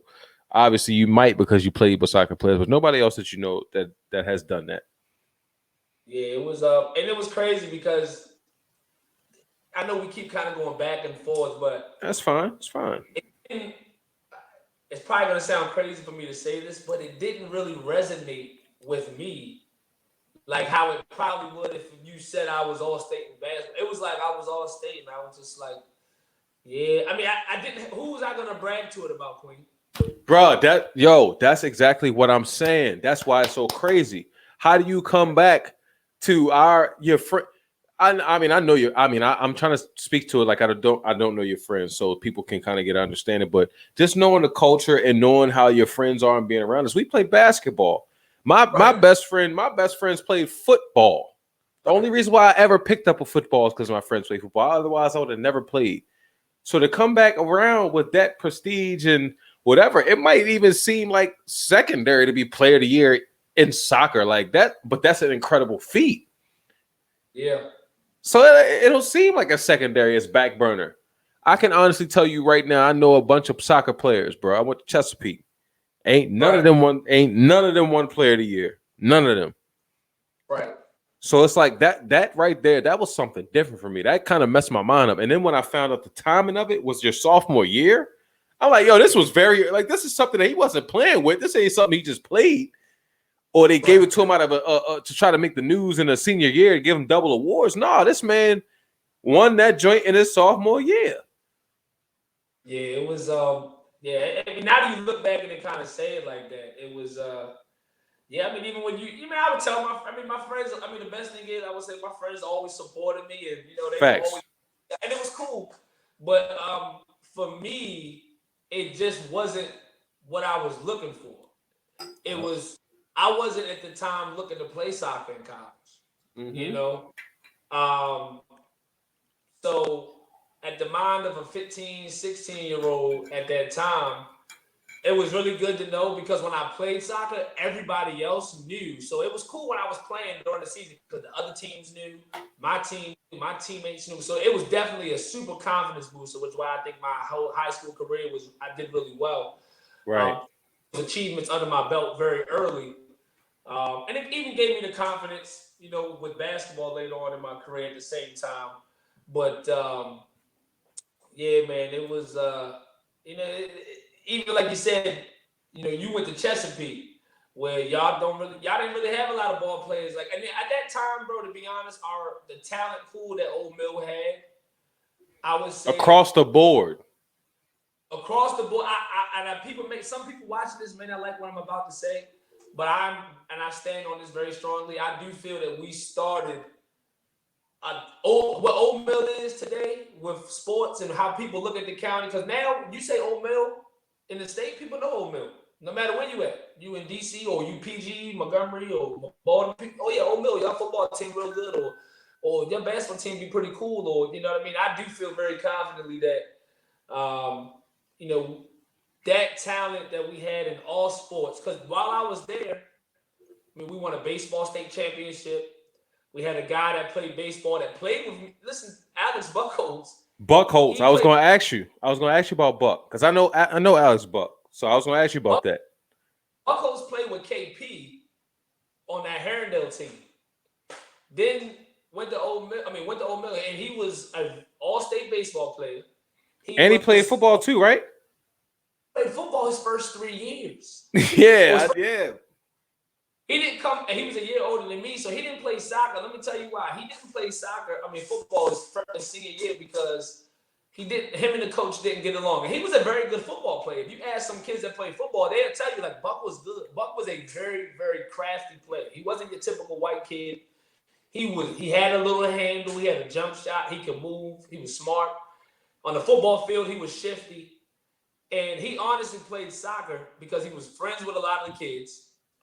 And the coaches were, I want to say they were on the cusp of cutting him.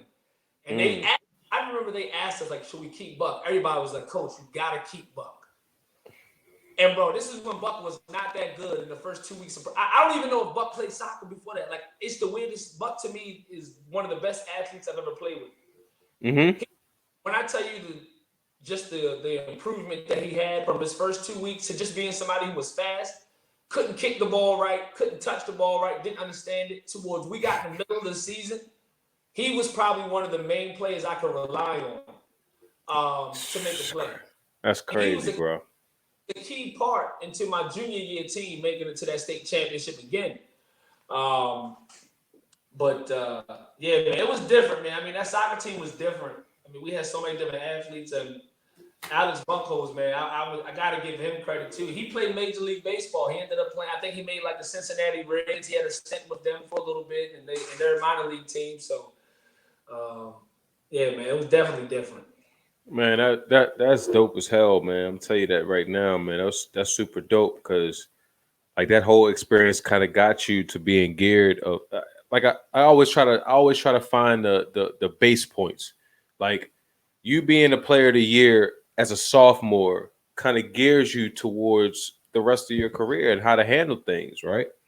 Yep. So going into your junior year, like you said, y'all had another good season and you wound up losing on some bowl stuff or whatever. But looking back on those soccer situations, man, and kind of looking at your 11th grade year going into basketball, because 10th grade, I imagine you had a good year in basketball, but soccer is going to overwhelm that. I don't care what you talk about as far as basketball. Even if you had a good advance, the soccer took over your 10th grade year, to me. Yep. So going into 11th grade, you've already fulfilled the thirst of being one of the top soccer players. You know that already. You had this, you know what I mean? You went to the States. You were the best player in your county, which means a lot to us. So you don't really have that thirst that you have, which you speak on so affluently, like while we've been having this interview. You don't have the thirst in soccer like you do for basketball. So what was it going into your 11th grade year that you were thirsty for? Was you trying to get to the state championship in basketball?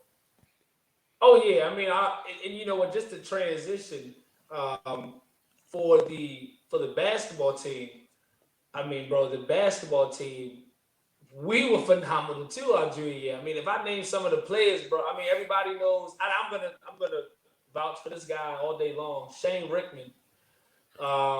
Let me cut you off. Yeah, Let me get you real quick. yeah. Go ahead, please.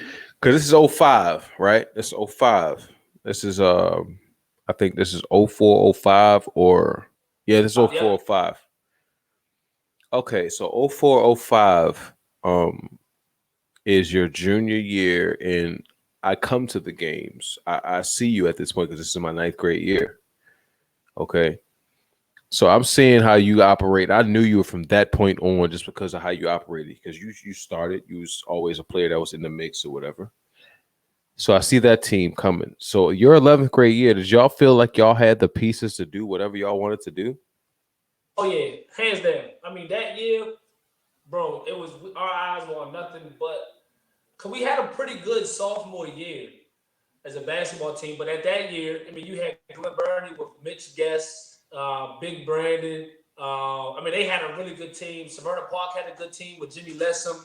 Annapolis had a really good team. I mean, the county was kind of stacked that year, to be honest. And Name your around, squad. You yeah, had the squad. I mean, we had a really good year. So going into our junior year, and I mean, our senior team, I mean, we were senior loaded. We had about 7 or 8 seniors, but we had everybody who was hungry for a state chip. And I would say, on a talent level, um, we definitely had the talent by far to win a chip. I Your mean, junior year. junior year. I mean, we lost to Walbrook, which is the team we beat actually in the first game of the season. Was Butts on that team? Butts was on that team. Rocky was on that team. Rodney Sproul was on that team. Big Baby was on it. I mean, I played. Oh, so they was ready. They was ready. Oh, they were solid. They were a very good team. They had Eric Pitts on that team. I mean, they had a really really good team. Well, hold on. You know, let me take that back. I want to say, did we play them in an exhibition or may have been a scrimmage? I feel we beat them because I think in the scrimmage, I think you do like 6 quarters. Quarters. I think yeah. But I think I told Bus this. He said he think they won. But either way, we went toe to toe with them and ended up playing them. And it was man. Our junior year, man, we had the talent hands down. We had the skill. We had the size. We had 2 6'8" guys. I mean, we had Rodney Stokes who was starting to come around. Travis Hyman who was starting to come around. I mean, it's not too many public high schools that you see that have 2 6'8" guys down low. You know what I mean?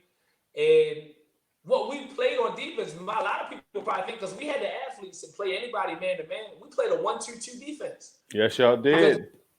We would match up kind of on the perimeter, but we would invite you to drive because that shot was getting blocked 8 times out of 10, and we was going the other way. So I still feel to this day. My senior year, we went back to the semis at Comcast, but that junior year team, man, that was the team to win it. So junior year, man, that was. I mean, I seen it for myself, so it was like, you know what I mean, my first little introduction to y'all or whatever. So you have a good year that year, 11th grade.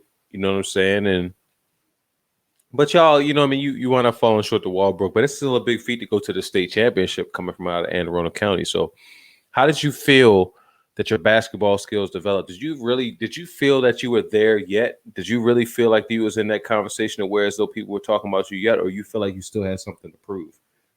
Still had something to prove my junior year because I definitely felt I was there 100%.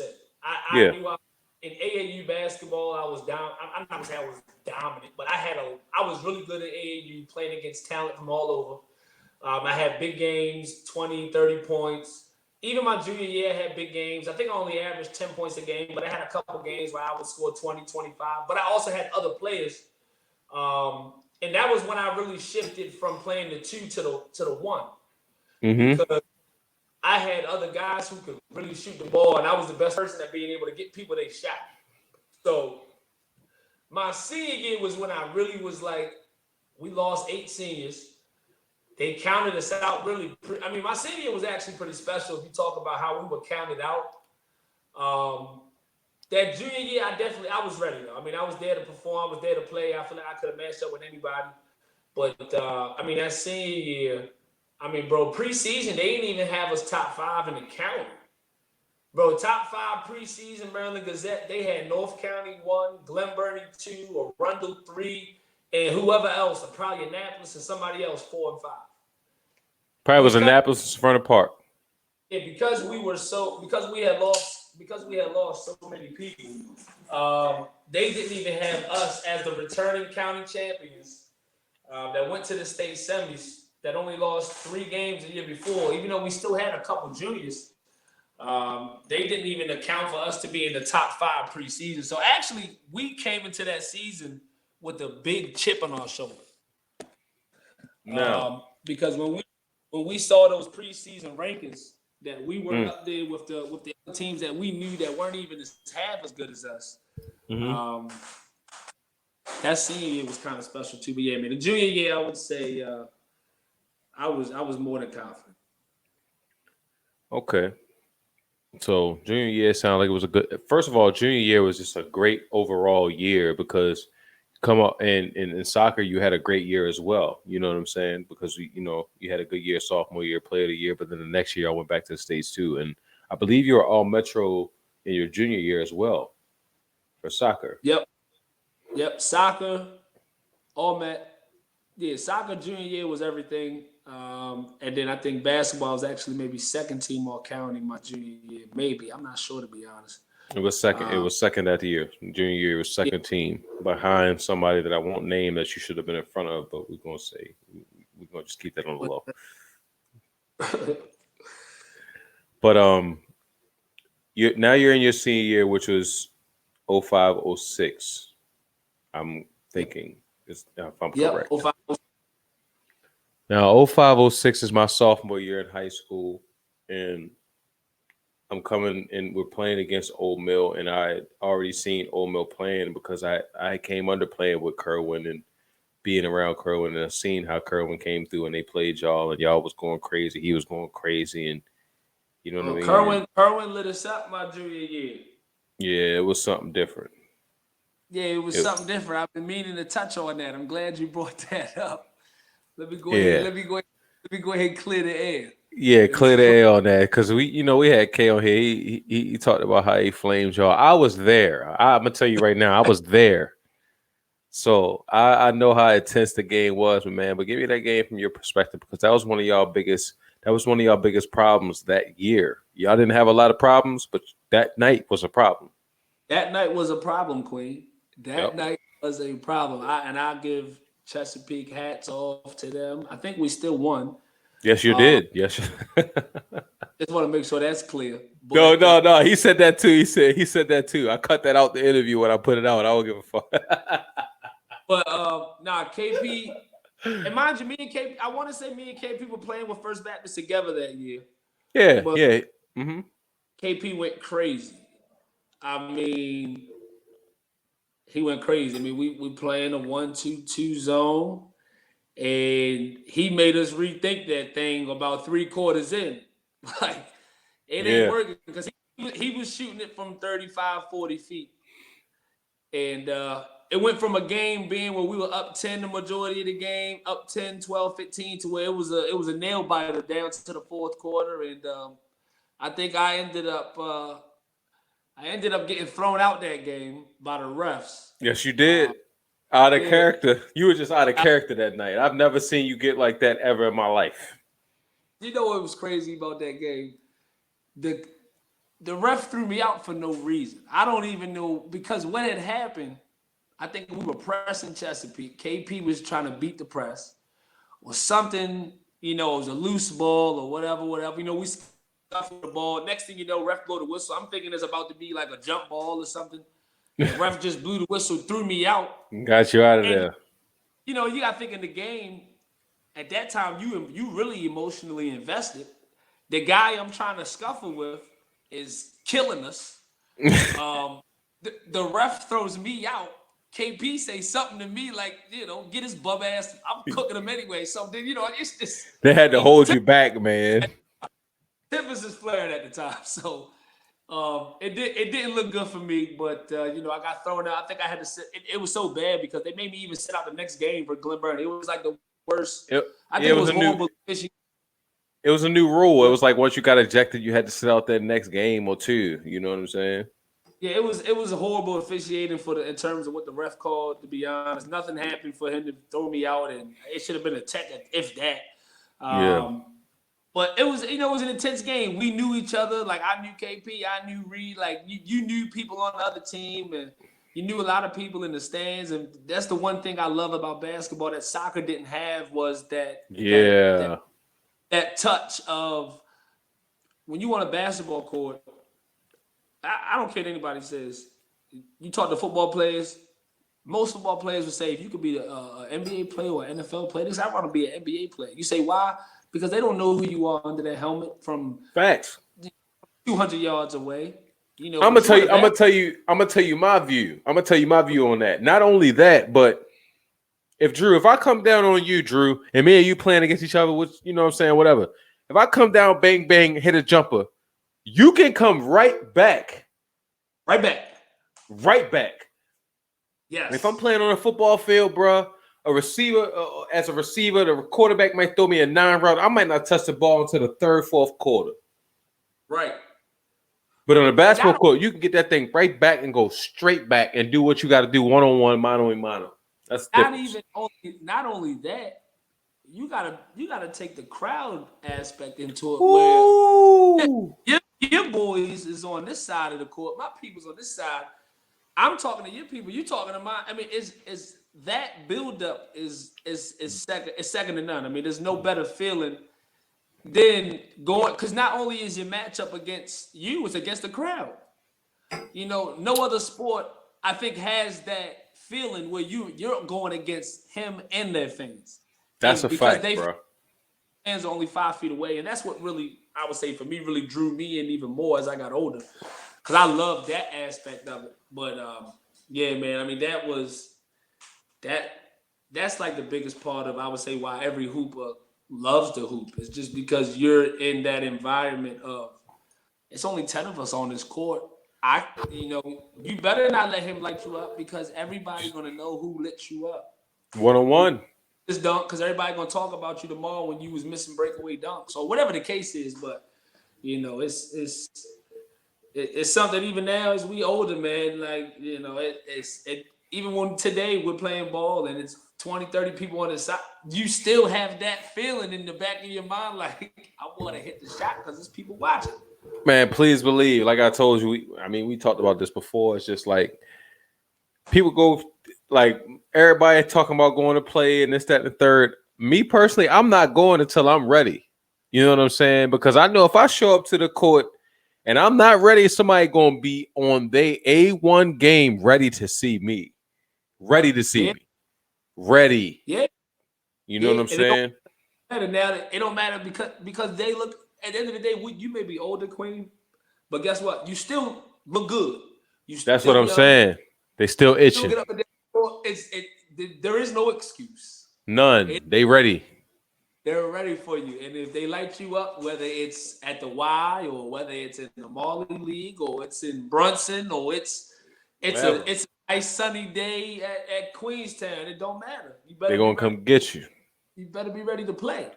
So yeah, that's a fact. So and the reason why I know we got off track a little bit, but it's still on the same theme. So you're coming into your senior year, and this is when I met you. So when I played against Old Mill that year, I remember the first person that I seen is the person that I remembered that was giving KP the trouble when they was playing. So it was you. You feel me?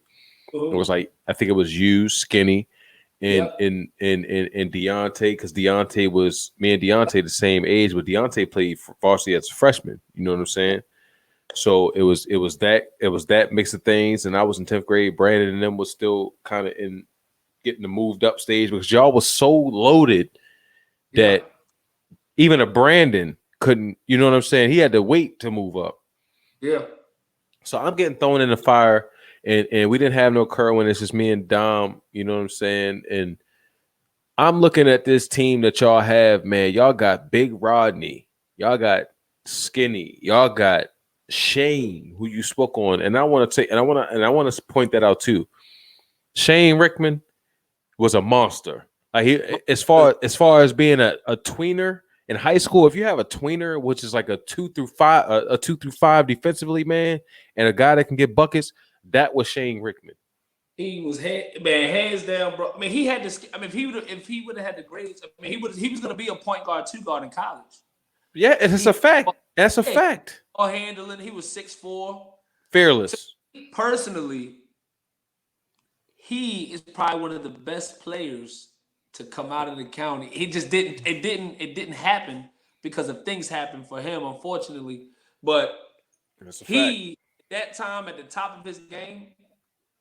It's not too many people you can name who I may give the edge over. And maybe because I played with him and so I got to see it a lot. But that guy he made it a lot easier for people like me when I was playing with him. So Kay saying that Shane wasn't there your senior year, but I know I didn't play you in 05 because you're 2 years older than me, right? Oh yeah, no, he's right. My senior year, Shane wasn't there. So you're a year older than me? Yeah. And I played you my the junior. Oh, so yeah. So you graduated in 07? I graduated in 08. You graduated in 06, right? Yeah. No, when you played us, you were a sophomore then. I was a sophomore. That's what I'm saying. So that was your senior. You may be confused. DeAvery was on our team that year. His little brother. Okay. That might have been what it was. And the year before when I went to Came and seen y'all, it might have been Yep. That might have been what it was. Okay. But y'all still had Big Rodney, right? Yeah, we still had Big Rodney. We had a kid named Jameek who was real good. We had Derek Harris, a white kid who was really good around the basket at finishing and playing defense. We had Skinny, and man, I got to give hats off to Skinny Kenny because he's another guy to me who doesn't get a lot of credit. He was probably one of the toughest guards and back then, when I talk about just speed, being able to shoot the ball, finish at the rim, and didn't really get rattled. He was somebody. He actually was somebody who made it very easy for me as well, because he was such a threat offensively in terms of just his speed and being able to get into the paint. That year, definitely, for sure. Especially that year. I mean, Skinny. I don't know how his senior year finished up, but his junior year, I mean, he was tough. And that's what I'm saying. Like, to me, I know me and him don't see eye and eye now, but during that time, I felt like if Mitch Guest would have came back and been in our league, that would have been him. Yeah, hands out, bro. I tell people It's the same. It was the same type of herky jerky, quick shifting type of nigga. Yes, I mean Skinny was a real deal, man. He was definitely the real deal. I mean, he was somebody if we were having trouble getting the ball to the basket or getting into the lane off of a pick and roll, I mean, we gave him the ball. And he could make a play. He could definitely make a play at that time. For sure. Yeah. I'm not, and Kay said, hell no, as far as the Mitch Guest thing. I'm not talking about if he was as good as Mitch Guest, because he definitely wasn't. But I'm saying as far as Phil's a person in the early development stage, because he wasn't as old as Drew and them. You feel me? Yeah. No, so Mitch was Mitch. I wasn't trying to do that, Kay. I was not trying to do that. You know what I'm saying? But it was kind of like, it was like that style of player. You feel me? Nobody else was coming with that electrifying speed like that as a small guard, you know what I mean? Besides Mitch, that's the only comparison, you know what I'm saying? But I don't think Mitch was as quick as Skinny. That might be true too. Yep. That boy was different. Yeah, the ball was, you weren't taking the ball from Mitch at all. He was going to get you out of there with the crossover. He was going to hit you with the jump shot. And he was, I mean, I don't think all I saw him do was laugh and smile when he played. I mean, He was confident as hell. You know what I mean? So they say it was the chronic. Yeah, hey, that's probably what it was. But I mean, Mitch was, I watched guys go to Mitch and was really scared to go. Yeah, bro. Yeah, he had that, bro. He had that aura around him. He played with that swag, bro. He was that for sure. And he had Big Brandon down low. He had Tonio Sherrod. I mean, he had Delaney. I mean, he had a team too. So, I mean, Yep. he made it too, man. Okay, so and now I want to get back to, because we kind of rounded up on the high school. We get to senior year, right? And your senior year, you played soccer in your senior year. Yep. Yep, for Okay, sure. so you played soccer and you played basketball. Looking back on that senior year, just talk about some of the key elements that stood out from soccer and from basketball, and then tell me what you learned from that senior year. Like, just tell me some of the prize spots, because senior year kind of goes by fast, especially Yeah, if you're man. playing sports. But just tell me Yeah, some of the things that you remember from your senior year that you kind of take forward from that. yeah, man. Senior year for me was, to be honest, I was really focused on trying to get a scholarship. Yes, sir. And I was never open to a scholarship, I would say, for soccer. But until my senior year came, I had to start kind of opening my mind up to that. Because I hadn't received a scholarship from basketball yet at that Mm. time. And when I was playing soccer my senior year, I went up on an official visit to St. John's University, practiced with the team, played my ass off, like went there for a whole overnight. Went Basketball there or soccer? soccer, God, that is St. John's. St. John's. And Went you up already there. had you already had the groundwork there. Yeah, man. It was. I mean, I went up there, Damn. did really well on the soccer field for when I went up there and did the little the visit up there, and I had a couple. I think I had Mount St. Mary's that was really interested in me at the time, small D1. Um, and the thing with me, I was just so stuck on basketball. I was asking the coaches like, "Can I play?" And it was just like, "Nah, we give you a scholarship. Like you're playing soccer." Yes. Um, it wasn't that I turned those down, but I just would hold off because I really wanted to play basketball. So my senior year, I like really was like, "Yo, I gotta do well. I gotta." And then I started to get some of the attention. My senior year, I got some D2 schools to start hitting me up and start offering me here and there. I think at the time some of the D2 schools was like Virginia State out of CI's, Mansfield. Um, it's hard for me to think of some of the other D2 schools that were really interested in me. But it was a couple small schools. I had a couple D3 schools that would hit me up here and there. But that's just what I was looking for, a D1 school, to be honest. Yeah. And I did kind of get my break finally my senior year on a small D1 school that did show interest. When we played Meade High School, and that was when Johan had transferred from Spalding to Meade. I'm not sure Monster. how Johan Jones, bro. He was like a Tim Duncan at the height of 6'5". Very early. That was like Tim Duncan. Yeah, that's the most accurate depiction for Yeah, sure. he was. Tim I mean, Duncan. I watched Johan hit shots off the glass 15 and out at the age of 16 and 17 with two hands in his face, turn around off the glass like it was clockwork. Tell you a I mean, crazy story. I'm gonna tell you a funny story about that to fast forward a little bit. Johan went to St. Mary's with me. yes. I got an even crazier story. I'm not sure if you know this. So before I went to NJIT, Mm. my freshman year, Mm-hmm. to play Division I basketball. The reason Mm-hmm. why I went there is because of Johan. Let's just segue into that real quick, because I'm gonna give the people. I want you to wrap it up real quick before we get there. Let's just wrap up the senior year real quick, and tell them like your transition from going from your senior year and how you made the selection to go to NJI, to go where you went, and let them know how you got there. Let them know how you got to that point. Yeah, so it was we won the county championship. So we won the county championship 2 years in a row. So again, like I told you, we weren't even preseason top 5 in the county. Yep. We ran the county. I think we only lost one game in the county that year, which was the North County. And North County had a really good team that year. They had Miguel actually came to Old Mill my sophomore year and transferred out. He came to Old Mill, the transfer from Spalding, and went to North County. Then they go And to then county championship he was on their team when they went to the chip. that We that played year, right? Yeah, we played North County in the championship. Coach Francis was the coach. They had Wayne Hawkins at the 1, BG at the 2. They had What's my guy's name that coaches youth football now? I don't know, but I gave that North County team 23. Oh yeah. But go ahead. they Go ahead. they had Tion Tion Kennedy, Kennedy. Yep. yeah, Lizio.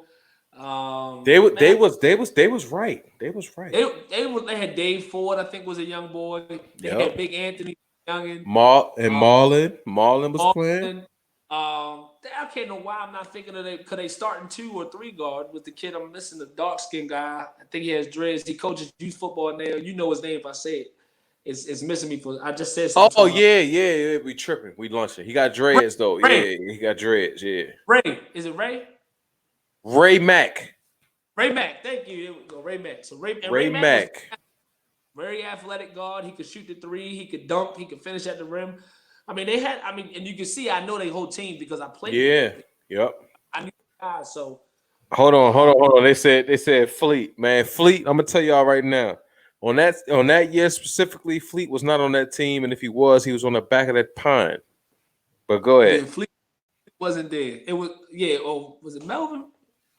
No, it was not. No, it was not Melvin. It was who we just said. It was Ray Mack. He played. Look, it was the dude. It was a light skinned dude with cornrows at the point. That was Wayne. That was Wayne. That's Wayne. So at the 2, it was Ray Mack. At the Ray 3, Mack, but at he the had 3. Miguel started too. No, I'm sorry. Miguel. I'm sorry. Miguel was at the 2. Ray Mack at the 3. Tion played the 4. And Big Anthony played the 5. That was their starting 5. That was they starting 5. Because Big Anthony definitely started. He didn't come off nobody's pine at North County. Yeah, no, and I had to look up Ray's Facebook real quick. It was definitely Ray Mack. It was Ray Mack. Yep. I just seen him in the barbershop like last month. I definitely talked to him about that.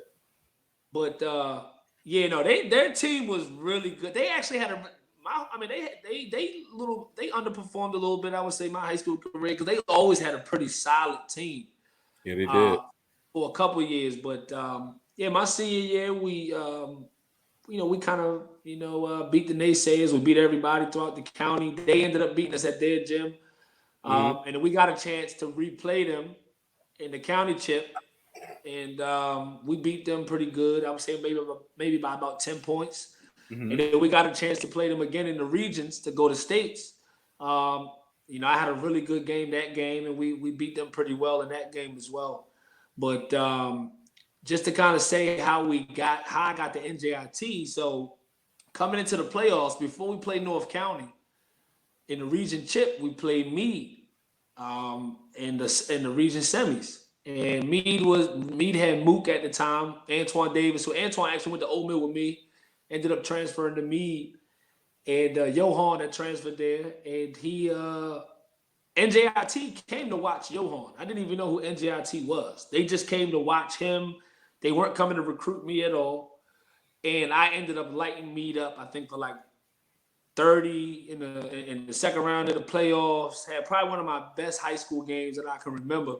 Regional Yeah. And then after the game, bro, I mean, their head coach is waiting for me outside of the locker room. Like, hey, I'm gonna be honest, I want to offer you a scholarship. I mean, They was right there where the reporters usually be at. They right there. He was right there, and Coach Cassiano, I never forget. He said, "I'm gonna be honest. We're recruiting this kid Johan on the other team, and me and Johan actually went on an official visit together to NJIT. About 3-4 weeks later, me and him caught the train together up to NJIT, and I can't say why he didn't sign. It was definitely a personal decision for him why he didn't go there, but they wanted him to sign. But it was something that kind of kept him from leaving home. Mm-hmm. He wanted to stay, I think, home more close to his family, and not to get too deep in that. But yeah, I already know. Yep, I know. But that is the it was Johan's the reason why I went to NJIT. I mean, they came to recruit him. I ended up having a really good game, and I got my chance to play D1 ball. Man, so you look at that situation, right? So looking outside of that, were there any other schools that showed big interest, or was that the one that was showing the main interest? Actually, it was. I just remember Marist. Marist, yeah. Okay. Marist, small to mid D1 school. We were in contact with them probably the whole midway through the season, all the way to the end of the season. They had noticed me during AAU, And I think it just came down to towards the end of the season, we ended up making a run in the playoffs, and I had got that strong interest from NJIT right away. So I knew I had a secure spot in D1, and just the interest from them wasn't 100% at that time, and I just committed right away to NJIT. And I knew at that time they were like, "Hey, I mean, you can come in you can come in, play the D1 program, and you can start. You have the opportunity to start." And I just went ahead. I went up on a visit. I had a great visit. I played well. I said, "Coach, I'm signing. I'll be here in a couple months." Bro, that right there, a lot of people don't be understanding. Like I be telling people a lot of times, like people were like, "Why this guy signed to this school, or why this guy choose to do this and that?" If a coach come and tell you, because a lot of people don't understand, like a lot of people will tell you can come to this school and get your scholarship to this school. They'll have you sitting for 2 years. Yeah. For a school to come and tell you you're going to be playing right away, which is something that we want, we're very competitive. Like I'm just speaking from a personal sense. Like I'm very competitive. I want to get after it right away. I don't care if this guy is the nicest dude, if he busts my ass, or if he don't. I don't think he is, but I need to see. So being put in a position where you know you're going to play, I know I would have signed the same and did the same thing. So looking back, would you have made the same decision based on the school that you had? Hands down. Hands down. Hands just even thinking about it, because when I went up there, just when the coach told me that, Yeah, I went up there with extreme confidence. You yeah, know what I mean? Hell To be yeah. honest, that school, they were transitioning from D2 to D1. So it actually even gave me even a little bit more confidence, because when I went to the school, it was kind of funny. They were D2 the year before. So I kind of had a little bit of like some of the players on the team had a little bit of something against me, because I was being recruited along with the other recruits as D1 players, but they were a D2 team technically. Yep. So we had a Yep. schedule 90% D2 players. You know what I mean? And when I came on the visit, when I tell you I feel like I got the best out of every player that was on that team all the time, I did, and I did really well, and definitely had to work my way. I ended up starting even. I started all 30 games as a freshman up there. I'm But not even gonna lie to you, huh? I'm not. I don't mean to cut you off. That shit ain't no surprise to me. Cause like coming from where we come from, I swear to you, in any degree, if any player from Baltimore that was on that's on it like that, Baltimore, DC, Maryland, Virginia area, if you go out of town and you go play at a college or a JUCO or anywhere you play, man, it ain't gonna be nobody that's gonna be able to take your spot, dog. If you on that tip like that, nope, not it's at not. all. I mean, Because we come with something different. It's something different. Yeah, I mean, and I tell people this all the time, just to that point when we talk, even back then, I told people this. Like, I 100% feel wholeheartedly that Maryland has always had the best basketball. Man, no question. Top to bottom, Top to bottom, east to west. Yeah, so I've always felt that way, and that's just what it was. It really wasn't something new for us, what I mean? But Facts. sometimes it's new for other people. But when I went up there, man, I had my first visit, I knew I was going to end up eventually fighting for a starting spot, and if I played well, I would get it. But yeah, man, just to your point, we fortunately we were lucky enough to just go against all types of talent and not even have to travel too far to find it. I mean, the talent was right here in our backyard, so we played 20 minutes. Yeah, we played against any and everybody, anytime. Just like KP. I mean, they do love Maryland kids, man. I mean, you can ask KP, bro. On that AAU circuit, our junior year, because me and KP, when we played for First Baptist, our team was so loaded, they had to split our team up into two teams. Yeah, he told me. He said that. Yeah, we actually were on two different teams. But then when we ended up going to some of those big super tournaments like out Vegas or wherever They put we would everything together. Right, we will go out there with one super team. Ooh. Right, and it would be good and bad at the same time, because we would have 13 kids. So you can't play everybody. You know what I mean? But it was a good time. It was a good experience.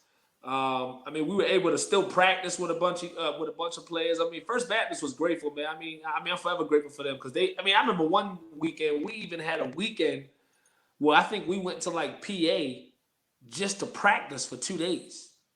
Like first sent us. I don't know where we went, but we got a KP. Please comment if I'm mistaken. We stayed in the hotel for 2 nights, and the only thing we did was get after it with like 30 kids. And that's why I think they made the coaches made their decision on what players are going to go here and have well balanced teams. And, I mean, both of our teams in that year, we competed big time in the state tournament. I want to say our team ended up going to either the state chip or the state semis. We ended up losing to Cecil Kirk with DeJuan Summers and Jamal Barney, and I think they had Johnny Higgins. I mean, they had a squad, and we actually beat them the first time. And then, I mean, the talent at that time, man, was just crazy. It was all over the place. But yeah, you in the midst of all of that though. Like, so you know what I'm saying? Like, it's not like something that's foreign to you. You're in the midst of it, and you got to kind of hold your own because you got to come back around the way with yours, and people gonna talk about that. You know what I'm saying? Yeah, I mean, my senior year, I was able to. I mean, going into my senior year, I already had a really good junior year with AAU with First Baptist. Yeah. Okay. And okay. Old Mill kind of got on the map a little bit because we went to states. You know, we played a couple teams from Baltimore City. We beat them in the regular season. We played a couple. We actually lost. It's crazy. And that summer, we played in the Rock League out PG County. Ooh, that's Montgomery. It was in PG when you was in there because it was at Montgomery when I played in it. The Rock was at Central or Riverdale Baptist.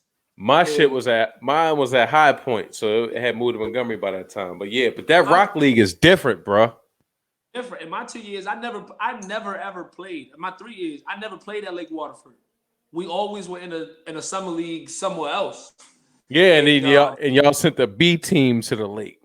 yeah, we sent the B team to Waterford. And, our JV team would play in the varsity league. And bro, we would run those leagues. Like we went to the chip. The Rock League with my junior year team. That's how we got Riverdale Baptist on our schedule my junior year because we went up there when Riverdale had Nolan Smith, Mike Beasley, and we played those guys tough. And that's when, because I know Coach Wilson now because I played with his son Brian Wilson, who you may know. Yes, sir. Yeah, so B. Will ended up playing with me at Bowie State when I transferred home, and man, because we played Riverdale so tough, they set up a game with us. My junior year, we ended up losing to them at Old Mill in overtime. And we played them tough as hell. So going into my senior year and getting ready to hoop, like I really felt I had kind of been a part of a team that established themselves. I had established myself. And I used to hoop against people from all over. They would kind of recognize me or knew who I was. And that was a confidence booster in itself, to be honest. People, and you know what's so crazy, Drew? Like I can fully resonate with that confidence booster, because like I said, coming from where we come from, when you go outside of where we at, and you hit that beltway, or you go uptown, or even if you where we at and you go down Annapolis, it's like you gotta go out there and show yourself and show and prove, because motherfucker, people gonna not even think that you about that regardless, because they don't know where you from. Yeah, no, you know what I'm saying? That's a fact, man. So I know you. The game when you come and you play. Oh my God, they'll love you. They'll love you after that. Yeah, and that was a big part. I would say I really, between my two, I would say, time frames in my basketball career where I feel like my game grew, I would say it was from like freshman year to sophomore year. And then I would say it was from my senior year of high school to my sophomore year playing college, because I think that's when I came back. I got the MVP out of Annapolis, out of the Y League. Oh yeah, we're gonna get to it. All right, so that played a big part of a lot of that. It was just kind of just build. Everything was building on top of everything. Basketball, it's a lot of skill. It's a lot of, gotta have the talent, but I feel basketball is like 60%, 70% mental. Facts. We all know I done played against a lot of guys who were that, but they just weren't mentally there to show how they were. You know what I mean? That's big facts, bro. That's big facts. So to kind of get to that question, because that's one thing I always ask too, is to round up from the high school point. But I want to get this question to ask you this while it's fresh on our mind. You get the NJIT. This is your freshman year. You're leaving from around Maryland. You're going to New Jersey. Talk about going to New Jersey and the differences between being at NJIT in Jersey and being around the way. Man, it was definitely different, but it was so great because everybody loved you. You just know how it is when you're from out of state. You sound, you walk different. You sound, you walk different. You talk different. You play different. You play different. Everybody, you got a story for something about what you do or what your friends do and what they do. They come home and visit you and your friends. So it was. I actually really enjoyed it. That's what's up, yo. That's what's up, man. And just to be able to get that exposure and that experience at the time, to get out there and play with a bunch of people from another state or from other states, and just kind of be out of your element. You would not out of your element, but you were just in a different state playing ball. Yeah. But you're really repping where you're coming from. And at all times. At all times. All time. So, that's all we did, man, as a team with that NJIT team I played on when, you in the locker room or you in the dorm room and y'all get to talking, everybody talking about, oh, man, my team we this back in the day. Oh, we back home, so it was prideful every time I put those shoes on and went out to hoop. So, even now, but it's definitely different when, even now, think about it. If we where we are now and we go play out of state somewhere, you're gonna have a little extra, maybe a little extra something behind you to just want to prove something. This the one thing I always say, right? Whenever I go play anywhere, like I go play uptown or whatever, all I know is when I play, this story is gonna get back about how I played. It's gonna get back around the way. Yep. When they get back around the way, I don't need this story to come back and be slanted not my way. I need to make sure that I do it as much as I can to make sure the story come back my way. You feel me? Yeah. And people might not understand that for real, coming from where we come from, because we don't come from a Baltimore city. We don't have the Northern Virginia. We don't have the PG County. We come from where we come from, but there's still a lot of pride in that. And people talk about that. Yep. So when we go out there in Jersey, where's NJIT located? It's in North Jersey. It's in Newark, New Jersey, but it's like it's northeastern then. Yeah, so like in my dorm room, like I could look out of my window and I could see Manhattan. Was it Manhattan and Brooklyn? And I could. We would go hang out in New York every weekend. Like I would catch a train and go out there, hang out. We'd go hoop out there sometimes. I had teammates from out there. My older sister still lived in New York at the time. My older brother lived in New York at the time. So even when I was out of state, I still had a good, a balance or a structure where I could see my sister or a good friend or whoever it was. That still allowed me to just feel comfortable. And even in the individual sense, like from a sports perspective, bro, like being up there, like that specific area where you was at, I was in Northwest, so it wasn't really as like it was in Newark and Patterson and where you was at. Right. So where I was at, basketball was still a prideful thing, but the more you went east in Jersey, it was like they didn't have a differential from New York. Like they didn't want to be different or want to be disassociated from New York basketball. Uh-huh. And they're very, very, very prideful. You look at the new age of basketball, you got the Kyrie Irvings and the Cats and a lot of the new breeds that came from out of that era from that time. You know what I'm saying?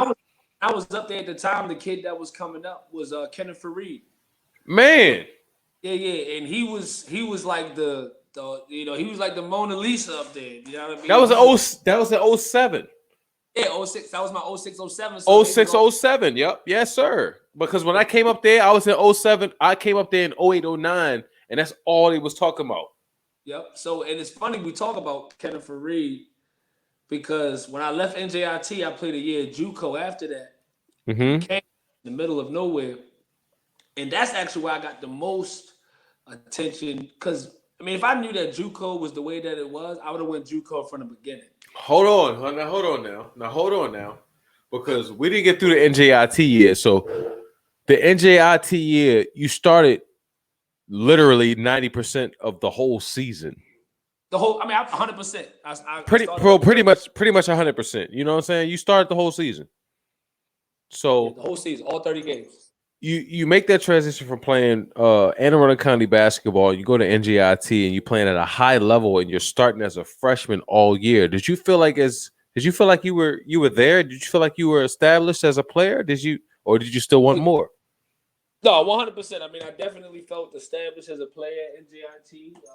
My team was confident in me when I was up there. My coach was confident in me. It's funny because you had a bald head. Yeah, and I had a low haircut.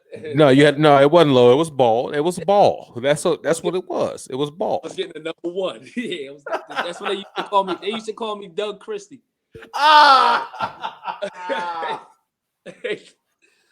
They was giving me the Doug Christie treatment. Come on, man. Hey, that was my nickname. Damn. A lot of people only know, man. Doug Christie was my nickname all through high school, and I kind of ran with it with that low cut, but yeah, man. Well, actually, when I was up there, I didn't start. I was saying like the first two scrimmages, and then we had a scrimmage against Wagner College. PA? Wagner from PA? No, Wagner. That's South Jersey? Oh, Wagner's in. I think they're in Manhattan or Long Island or one of those two. It's two Wagners then, because there's a Wagner in PA too. My man Perry went there. There is a Wagner in PA. You're making me want to look it up. They're in Staten Island. I just looked it up. But okay. They were a solid, mid-major school, and I went up there and had a hell of a game. I think I had like 18 off the bench, and that right there, I took the start because we didn't have a starting point guard at the time, and that game right there is what made me start. And then we even my freshman year, was it Widener? It was Widener. That's what it was. That was Widener. That's the school I had confused. Oh, okay. But the school I'm talking about is Wagner. It is. Yeah, Wagner. The school you had is Wagner, but there's a school in PA called Widener. When we went up there, I had a really, really good game, and then that transitioned to me starting at the one. And it's crazy because after that, I mean, we only ended up winning 6 games that year. We started all 5 freshmen. All 5 freshmen were the D1 players that were recruited. No, except for one. And the first game we played Manhattan Manhattan College. That was the year after Manhattan had that crazy tournament run. Yeah. And they had Boo Jackson, Super Boo. Super Boo was on that team. Ray Lewis Boo. Yeah, Ray Lewis. Yeah, and me and Boo didn't know each other at the time. But he was a freshman. I want to say that year I was a freshman, and we ended up beating him. And I had like a 12-point freshman game, a good game. I had like a couple big free throws down the stretch. We played Ryder after that. They had Jason. Oh, because he was up there at that time. Yeah, he went up there for. Oh my God, yo, that's so crazy. I didn't even think about that. He was up there. Yeah. Didn't put that together until me and Boo had Bowie together. Damn. Yeah.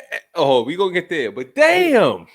Yeah. So then, and then my second game of the year, we played Ryder, who was a pretty good small or mid-major school, and they had Jason Thompson, who played in the league with the Kings. Yep. And Jason Thompson's best friend was actually on my team at NJIT. He was from, I think, like Central South Jersey, like the Cherry Hill area. And a guy named Craig Peters. And we beat them. So we started out our first year, D1, 2-0 with 4 freshman guys. So we had we were really confident. Yeah. But we had a crazy schedule. I mean, we were independent that year. They ended up going into a conference the sophomore year. But that year, we ended up it's crazy. We only won 6 games out of, I think we won 6-24. We ended up losing 10 games by like less than 6 points. I mean, we played a lot of people really, really tough. And I got the exposure and the experience. I mean, I played St. John's University. I played against Utah, played against, came back home and played Navy. I had a really good game against Navy. I played American. I had a great game back home against American. I had like a 20-point game as a freshman against American. Both of those games is back home. Yep. Technically. Yeah, exactly. So it was a pretty exciting year as a freshman. But it was the first time in my life. You got to think I come from winning no matter what sport to going somewhere and like winning 6 games. I'm like, man, what the hell is this? Difference. It's definitely different. I never dealt with that, and I'll tell you this much. I have. right, and Get used when to you it, son. Yeah, I mean, don't feel bad for you. You right, better, so say you better learn. I had that experience, man, and that with the combination of I would say I didn't have a lot of players on that team who were really really just trying to hoop. A Right. lot who were really really into join Okay. college, Okay. and Yeah, I see what you're saying. um, you know some things happened where I ended up leaving NJIT and going to play JUCO my sophomore year in the Jayhawk Conference in Kansas, which is the number one JUCO conference at the time in terms of getting players to go D1, and I still played against them. I mean, it was games when I was playing in the Jayhawk conference. Man, you had one side of the gym that was for fans, and this other side of the gym was for only recruits. And that's why I said come back to Kenneth Reed. I was being recruited really heavily by Morehead State. Morehead State, I'm talking phone calls with the coach before games, after games. Northern Colorado, they handwritten letters. Went out to go do an official visit with them. Was pretty much I would say a week away from signing on the dotted line. And then that's when I found out my son's mother at the time was pregnant, so I had to come back home. You Yeah. know, I don't come from a family that's going to take care of your responsibilities while you're gone. So I Oh, came home. certainly. Yeah, and Bowie, I knew they had actually wanted me. They had showed a little bit of interest in high school, but they knew that I was trying to go D1. And Yeah. when I just called the coach, just called him directly because I had his number still in my phone. I said, "Hey, Coach Luke, you still got a scholarship available? I'm looking to come back home." He said, "Absolutely." I mean, it was really a phone call, and that was it. And after the season Damn. was over, yeah, it was there, and I knew I was coming home to play for Bowie. Okay. So this one thing, this is really one thing that I wanted to ask, right? Because it's a lot of ups that's been in this, right? Been a lot of ups, a lot of ups, a lot of ups and motivation. But I know when you go to NJIT, it might be cool and you working for your spot and you getting a niche and you finding your position, but you get to that JUCO. What is one point between NJIT and going to that JUCO where you really felt like this is enough? I don't feel like doing this no more. Because I know that point comes. You know what I'm saying? For every player that's going to that next level. Did that point ever come for you? Did you Yes, really feel like you're talking about what I. no, you good, you good, you good. You hear me? Yeah, you gravy, baby. You good. Am I back on camera now? Everything is gravy because I Okay. adjust very quickly. Good, good. So, anyways, yeah, I mean, JUCO was rough, man, because we were really in the middle of nowhere, Yeah. and Talk about real quick where you were for JUCO and the location and the school that you were at for JUCO. yeah, we were at Colby College, man. So we were in Northwest Kansas, Now, I'm gonna tell and you some real shit, Drew. I'm gonna tell you some real shit. I never knew you went there, yeah, and then once I seen the pictures, I really understood that was really one of the real JUCO situations. Because going to a JUCO myself, we had 3 lines of stands. The right, first row, the second row, and the third row, and none of them was above each other. It was 3 rows of chairs. So I can understand, you know what I'm saying, where you was at and where you come from. So talk about that transition and talk about how hard it was and the toughest point where you felt like giving up a little bit. yeah, man. I mean, playing in JUCO, bro, it's you're away from your family, especially where we were. Let me tell you, with the town we were in, nothing was open after 8 p.m. The town maybe had 5,000 people. You really saw cornfields. There was no people of color anywhere. Some people would even tell you that they never saw a black person unless they went to the college to play basketball. Um, we were 3 hours away from Denver Airport, which is the airport you had to fly into. The main airport of And Kansas. yeah, no, There actually was an airport an hour away. It wasn't even an airport. It was like it was like you walk into an Enterprise rental car branch. Like you walked in, they What? gave you a ticket, and then you walked into a plane that was only sat 18 people. Damn. Kansas, man. Kansas is Kansas. So I've been out there, so I understand it for was sure. a culture shock. When I say an understatement. But the best thing about it was everybody on your team. I mean, we had a lot of people from the Northeast. We had people from like PA. We had people from New York. We had people from maybe VA. We had people from Louisiana, like Baton Rouge, New Orleans. So we were all we had as a team out there. And the only Queen, when I tell you, that's why I say that year for me, my sophomore year, even though I didn't sign with another D1 school, was a big transition in my development of my game because that's all we did. When I tell you on a Saturday night, hey, what y'all already do? Play the game, play Madden, or we would go hoop at midnight. That's The it. gym was outside of our dorm room, so we would walk over to the gym. We had the keys to the gym. The coach gave us the keys, and we would play from 12 to 3 a.m. Man, Yeah, so that's a plus though. Yeah, that's a plus. Yeah, it's a plus. We didn't have that. Yeah, and we would really go in there and work. I mean, we would really go in there and work on our game at 12 a.m. Yeah. We would go in there and put up shots. On Sundays, we would hoop. So there was nothing else to do. If you weren't out there to hoop, and that's that year coming back to Bowie and coming back home. Yeah, it was stressful, man, because you all the way out there, and it was different, man. And we were okay. I mean, we actually had a lot of really individual players. I would say this was the second year I had where I didn't have another winning season. I mean, I think we went less than 500, just under 500. But we had like 3 or 4 players that signed D1. We just had a lot of individual players that didn't. Y'all was working. It was a bunch of work. You know what I'm saying? Everybody out there trying to get they shine, and that's the only thing you got to be careful about. But JUCO out there, bro. I mean, you got to think in Kansas, they don't have a professional sports team. No, they geared on whatever else. Yeah, so the only thing Kansas had, because Kansas City is not in Kansas City Chiefs. That's in Missouri. You got 2 parts of Kansas City. You got Kansas City, Missouri, you got Kansas City, Kansas. Whenever somebody talks about Kansas City, they talk about Kansas City, Missouri. They're not talking about Kansas City, Kansas. So then they got Kansas University and they got K-State. But aside from that, every little town in Kansas has a JUCO, which is why the Jayhawk Conference is so big. It's so prominent. You would go to little towns that would be an hour apart, but every town had a JUCO school that top players would come and play for a year. But when I say I would go to the games and the whole town would come, and the only thing that we had in Kobe, bro, was Walmart.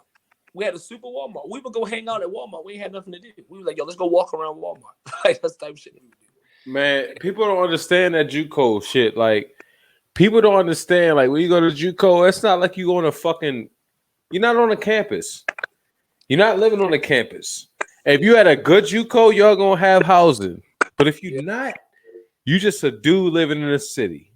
Yeah, that's what it was. I mean, luckily we had housing and we had money from the school to pay for food and stuff, but it was purely and it different. It was known like you're here for basketball. Don't get that's it. Don't that's get it. In the community, I'll let you know too.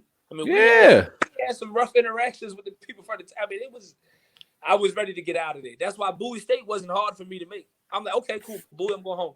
We're cool. We're back home. I'm getting out of here.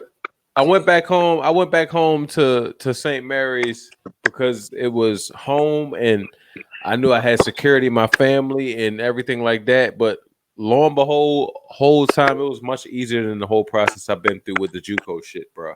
That shit is different, man. Like you come out as an 18-year-old, bro. You get thrusted in like you went to the college spectrum and then you went to JUCO, but people that's coming out 17, 18, going straight to JUCO, it's different. Bro, it's very different. And it was so different for me because I had already experienced what it was like to play D1. Man. So I went, and I'm NJIT took care of us. When I tell you, sir. I had Nike bubble coats that said everything. Basketball. I got workout shoes, gear. I mean, we were going on 5-6 day road trips. Well, we would leave on Sunday. we had a game Tuesday in Texas. We had a game Friday in Utah. They would give you $150 Per diem. money per diem. You know, it was love. If y'all don't know about per diem, Per y'all diem. better get hip to per diem. Hey, you better get hit because your whole goal was to see how much money you could bring home from that per diem. Hey, I brought home 80 from that per diem. My first tour, I caught work with my per diem. Right. Hey, man, so Statute of limitations is up, so I don't give a fuck. Anyway, Hey. but to get back to this, what we was talking about, so you go to that JUCO situation and you wind up coming back home to Bowie, right? Yep. You have a child, Yep. so everything is different. Be different. We don't have time to be playing. What do you say on what's that movie?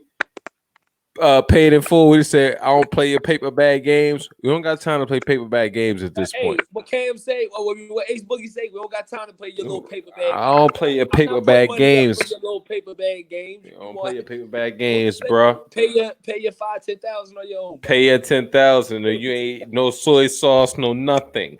You see what I'm saying? Right. So you at this point where and a lot of people might look at this situation like, you know what I mean, being in college. They don't understand the spectrum of having a child and being in college. Yeah. You had a child and being in college. How much more was the severity for you to be that much more of a man when you have Lil Peyton? Because I know people don't know your screen name, every name that you have has Peyton in it.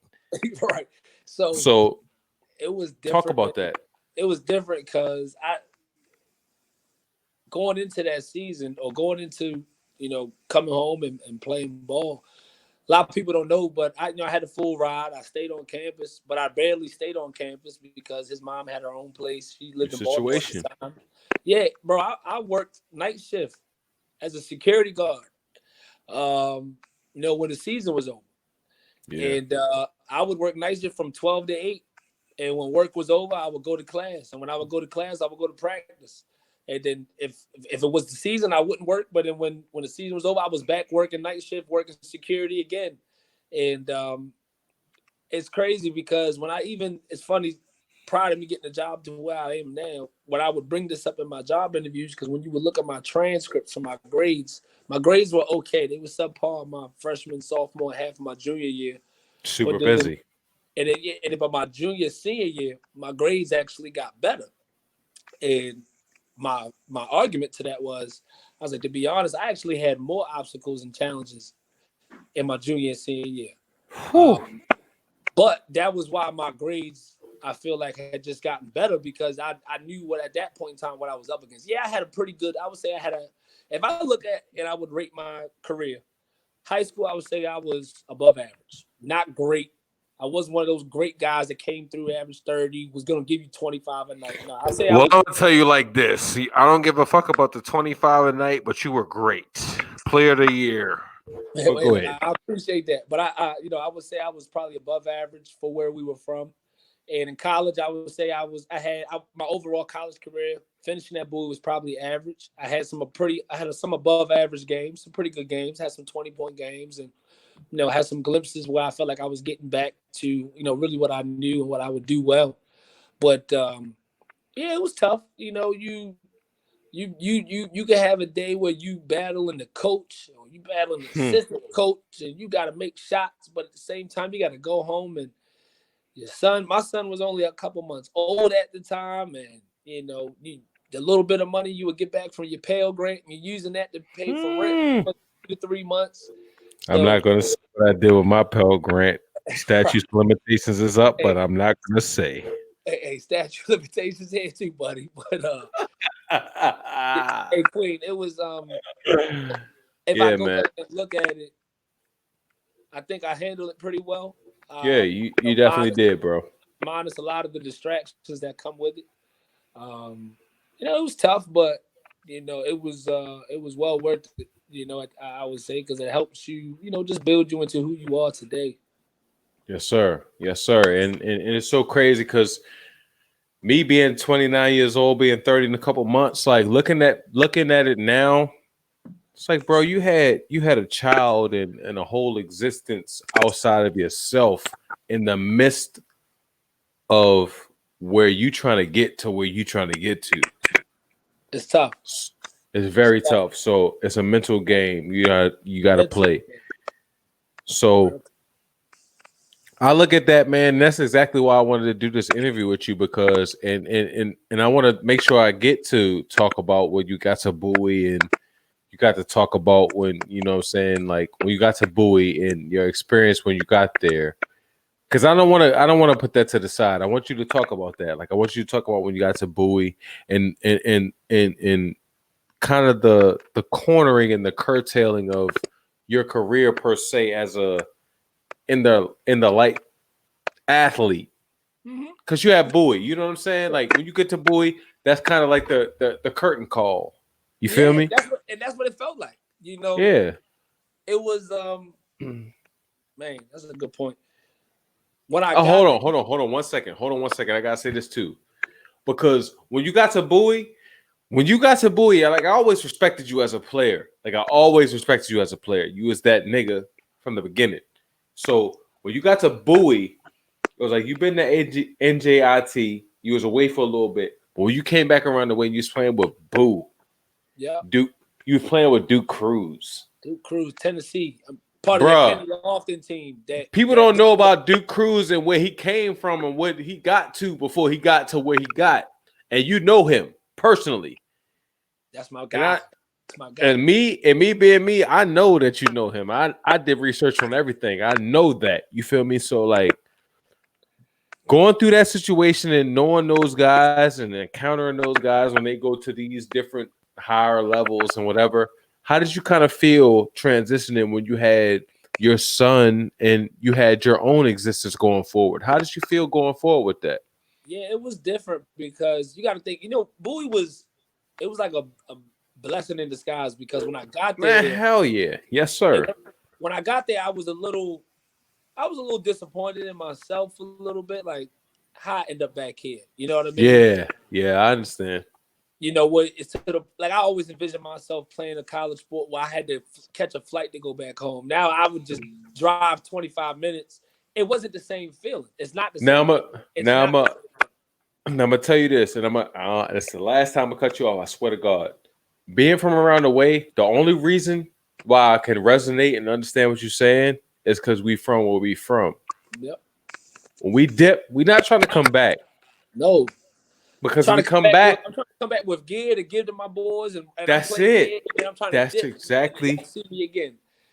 You know. So you come back to Bowie, I come back to St. Mary's, but I understand exactly what you're saying. So I just want to throw it out there for people that don't kind of understand that pressure and that magnitude. Like we don't want to come back, not like that, but we don't want to come back. Yeah. That wasn't what I had, I would say, you know, envisioned in my roadmap at 18, but it became it. Facts. But, yes, sir. You know, it was different because the one thing that was really cool about it was when I came back my junior year, you know, Travis Hyman, Gunner, that everybody knows him as, or 6'9", whatever you want to call him. When we came back. You know, who I played high school with, won a county chip with, went to state semis with, I've been playing ball with since I was in middle school. Yep. He was coming to Bowie. And coming into himself, too. Coming into himself. And Gunner was a beast. Man, at that time, whoo. Gunner was a beast. I mean, me and Gunner were roommates. Yes, sir. So it was. I couldn't imagine. I couldn't imagine. Man, I had my guy who knew my whole family. I knew his family. We were both local. And we had, and it was crazy because we had a lot of people on that team who had different stories. I mean, I had Duke Cruz, who felt the same way I did. I mean, Duke played at Bethel, was a nationally ranked player. VA? Played in McDonald's All-American games, played at Tennessee, and then somehow ended up at Bowie State. He could have went anywhere else. It still felt that he didn't get his just due and went up Bowie State. That's crazy. And went to Bowie State, and you know, I played with a couple other guys who were really good, man. And I played behind a lot of guys who had actually went there. A lot of people don't know. I mean, Thomas Hawkins, he had a stint at Bowie. even when I was there, I didn't even know that until I got there and started seeing Hawkins on the pictures of some game. I'm like, yo, Hawkins played there too, and Hawkins was a monster at Bowie. I mean, if you look up his numbers, they're crazy. I mean, his whole career was crazy. I don't even want to look at it because I get sad and start crying again. Professional pro. He was a pro. He was Facts. a pro. Facts. And he'll be on here soon. Yeah, and that kind of that played a lot, man. I mean, after I kind of got over the, actually, having those teammates on my team right away helped me get over that really quick. Yeah. And it helped me get right back into the mindset. Okay, I'm just hooping. I'm just back home. Whatever it is, what it is. And the school had a lot of, had a lot of pride, and people had a lot of Bowie pride, and you got a lot of support from people back home. I will get to come to your games. Yeah. And, that played a major part. And as I brought up earlier, I think that after my junior year, I had a really good season in the summer out the Y. It just, that Y League summer was probably the best summer, I would say, of basketball that I played. It's going to be my closing question. That's the closing question. Don't go there. But don't go there yet. Bowie was definitely, in the beginning, it was a little, I'm not going to say I'm disappointed because Bowie, to me personally, has a lot of underrated talent every year. They get a lot of guys that come from D1, D2s. They had trouble at 18, 19, but they figured it out and they got back on track and they ended up at Bowie State. And, they had a talent, man, to even compete with some small D1 schools. We would play Towson every year, and we beat them my junior year as a D2 team. We played Howard. We would beat them. So, Bowie does a good job of recruiting. Yeah, man, it was definitely different. It was different because you got to think. I'm going from, you just think about this. You're going from Old Mill, you the man, winning games. Mm-hmm. D1, you the man. Not really winning games, but when you still come home, you still got that. You can wear that pride. That you're the man. Then I go JUCO. It kind of slow down a little bit for me internally. Then I come back and go to Bowie, and it's kind of just like, man. But then locally, niggas around the way is gonna look at it a certain way. Yeah, so right, I know what you mean. You don't really hear people at that time. I feel like really saying, "Oh, Bowie State this, Bowie State that." I do think Bowie now has a better. Bowie to me always. Yeah. At the time, it was different. Yep. It was different, I know what you mean. I think now it holds a little bit more weight. Facts. And, even in the last couple of years, they've won a couple CIAA championships. They get a lot of talent from Baltimore and from the DC area and everywhere in between. But I'm forever thankful for Bowie, to be honest. It made me to who I am today, 100%. And that's a fact, bro. That's a fact. Big part, man. So my main question, and I always tie this in at the end of the high school and the college spectrum. What's the biggest thing that you learned from going through everything that you went through from the college or from the high school era to the college spectrum? What's the biggest thing that you learned that you take forward to today? Because I'm gonna get to your business ventures in 1 second. Yeah, it's definitely this, man. First of all, and you can get lost in hooping. Yeah. I've watched a lot of people chase those hoop dreams after college, and no fault of their own. We all got dreams. We all want to be ball players, X, Y, and Z. But sometimes you got to know when to shift your focus. And if I didn't have my son at that time, I don't know if I would have shifted my focus. I didn't have time to play around after I graduated. That's facts, bro. That's facts. I didn't have time to try to, get into this league or try to try out to pay to go be seen. I couldn't do none of that. Yeah. So the one thing I would say that I was able to kind of just take away from just sports in general is that, sports can really be the gateway to a lot of things that you can be successful in later on in life. I just wish that a lot more in sports that was incorporated, because business and sports go together. And I think we all naturally know that. But there's not a lot of support, I would say, in terms of when you're in college and you're in class. You get really distracted. You got all of the girls love you. You're busy with sports. You're on the road. You're with your teammates. You're having a great time. But there's not a lot of investment to really develop these athletes into be professionals. Mentally, that investment is not there. It's not there. Yep. And when I say that investment, let's talk small things. Let's talk about how to conduct an interview, how to Yeah. speak in an interview, how to carry yourself, How to uh, talk, man. how to talk. I mean, it's just a lot of little Pronunciation. how to enunciate. I mean, bro, there's a lot of things that I even over the years Yeah. had to train myself because you're so used to being when you play sports your whole life and you're being around, you're casual. Yes. You have no reason to kind of, to sit up and to speak. Make sure you speak properly and make sure you enunciate. Make sure you know how to, have that eye contact. You're very casual. And even now in my current field, I interview, a lot of ex-athletes.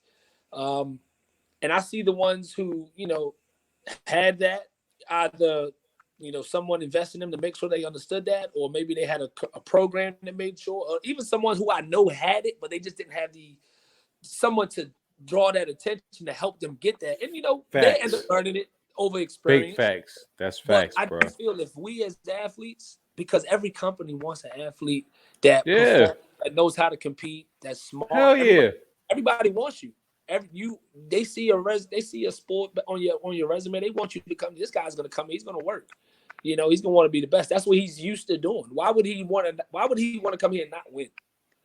That's not who he is. He's a winner. He's a winner. His track record speaks for itself.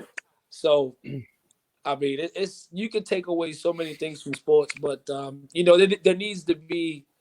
I wish there was just another avenue. I feel where athletes can make sure that they were getting that same investment while getting that investment to play and dribble that ball, and to make sure that they can dribble that ball. But going into their junior senior year, these athletes need to be having mock interviews, and they need to know how to put a shirt and tie together, and they need to know how to do because there's a lot of small things that you don't learn. Man, that's facts. Don't know how to do because I remember, bro, when I worked for Enterprise Rental Car. I would wear the same ties 5 days of the week, and I never untied any of the ties because I didn't know how to retie them. And I would just take them off and keep them in the same knot. But yeah, man, college sports is great. You deal with the peaks and the valleys, the highs and the lows. You know what it's like to compete individually. You know what it's like to work with a team, and it not only in just business, but when you have a family and you raising your own kids and you got a spouse that you got to be down for. You got to be the 18 player.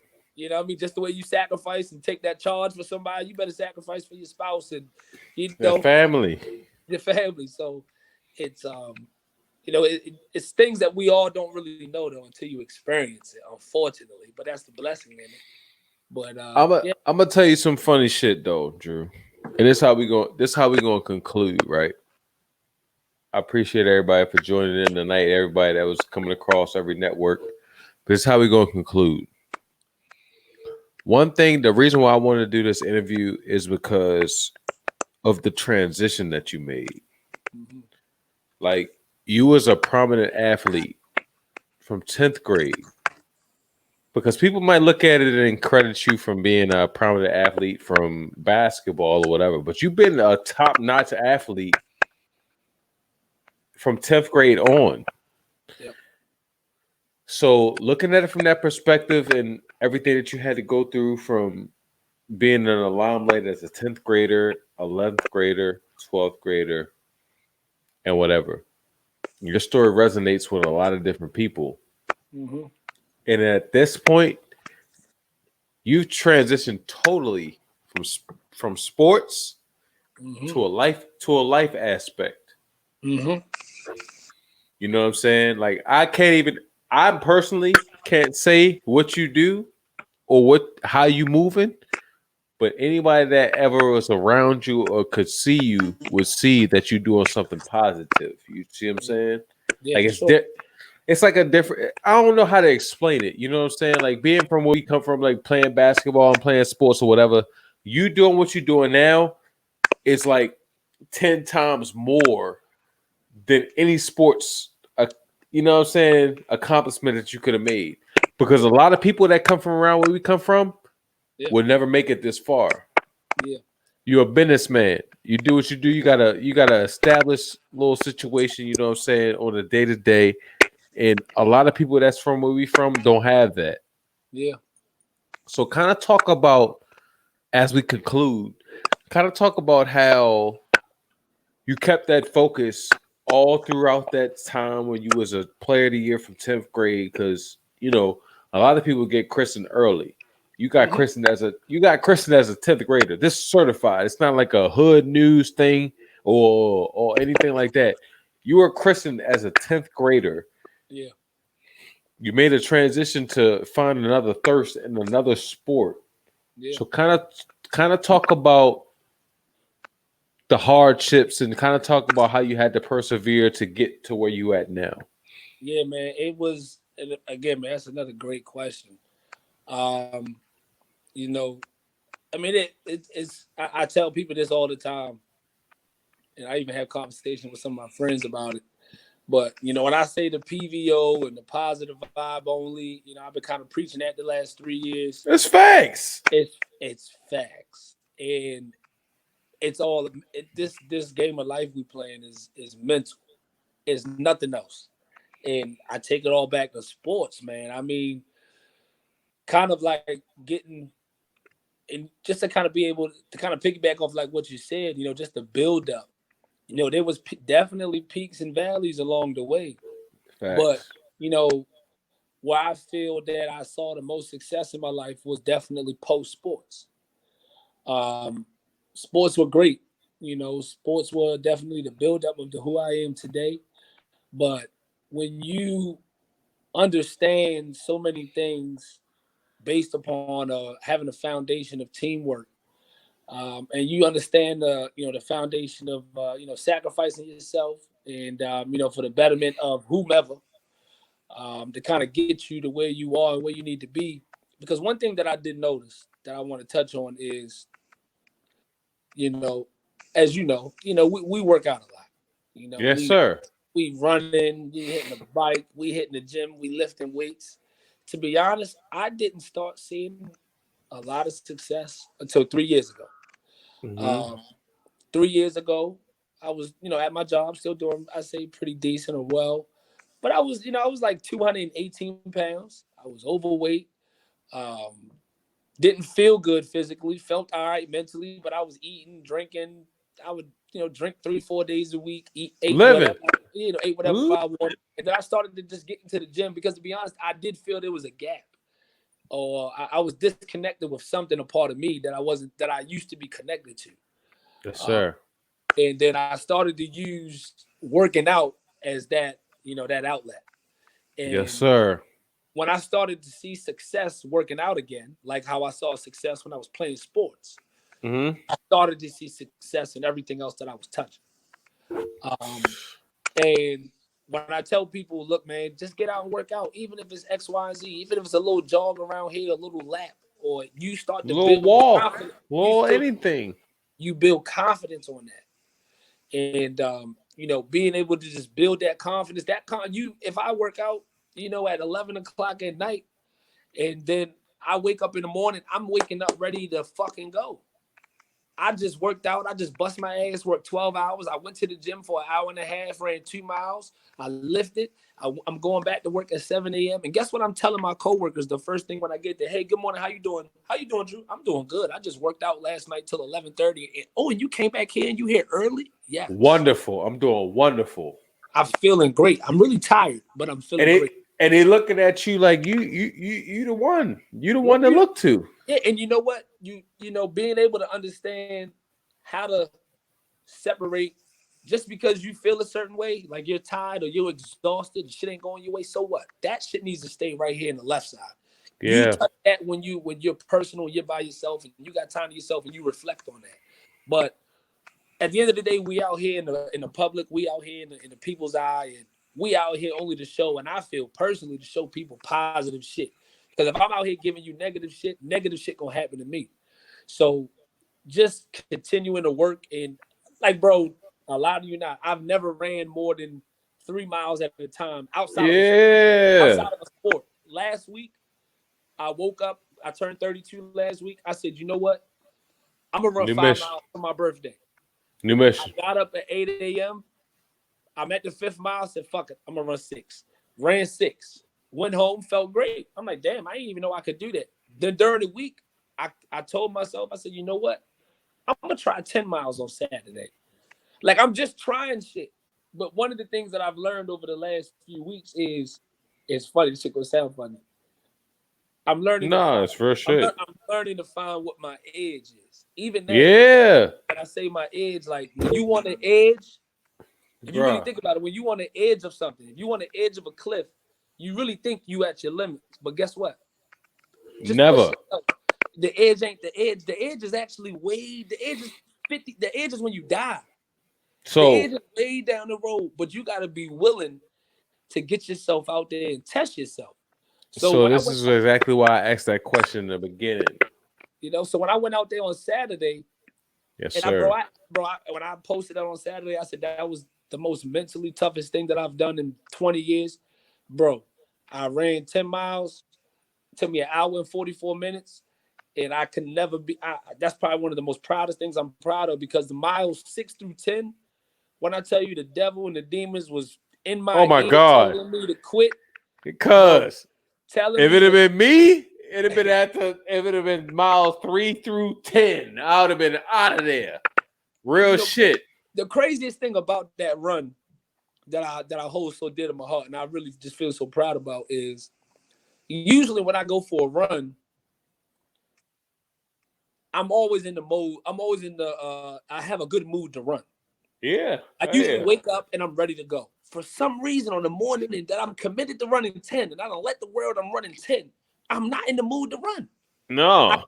I woke up on time. I had an orange. I had a banana. I drank a little bit of water. I took a little bit extra pre-workout because I wasn't feeling it. Queen, You're trying to get yourself ready.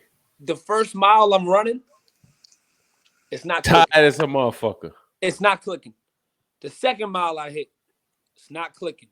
Third, fourth, I mean the whole time I'm running, I'm thinking about every step. I'm looking at my phone to see how much long. I'm like, yo, this shit is killing me. It's too much. I hit mile 5.5, bro, and I started kind of getting to a zone. I finally, because usually when I would run, I drift off, and that's why I like running. You just Yeah. start thinking about it. You really get to clear your mind and think about a lot of Yeah. different things. But when I hit mile 6 or mile 5 and 6, I kind of got lost, and I just was grooving. I ended up, when I finished my running, I checked my pace around mile 5 and 7. I had a faster pace because I was no longer thinking about what I'm doing. I'm just losing myself. You're just out there. Out there running, man. And then miles 7 through 10, bro, when I tell you I had 4 more miles to go, and I wanted to stop at every stoplight. I wanted to call my wife and tell her come pick me up. I even stopped at mile 7. I was at mile 7.7. I stopped and walked for about a quarter. I said, I'm going to walk for a quarter mile. I'm going to get my shit together, and I'm going to finish these last 2 miles, 2.5 Different. miles. I run mile 8. Bro, I get to mile 9, my legs, my whole body. Even right now, my body's still aching. But the fact that I finished it and Mentally. I got back to my driveway and I sat down and I'm in pain.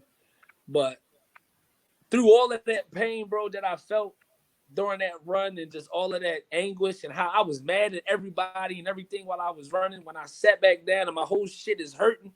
And my body was in shock for 3 hours. I couldn't talk. I was in the house. I couldn't speak. I could only drink. I couldn't eat. I hadn't pushed my body like that. I internally still felt just so good to know that I just opened up Pandora's box to something that I didn't even know I had in me.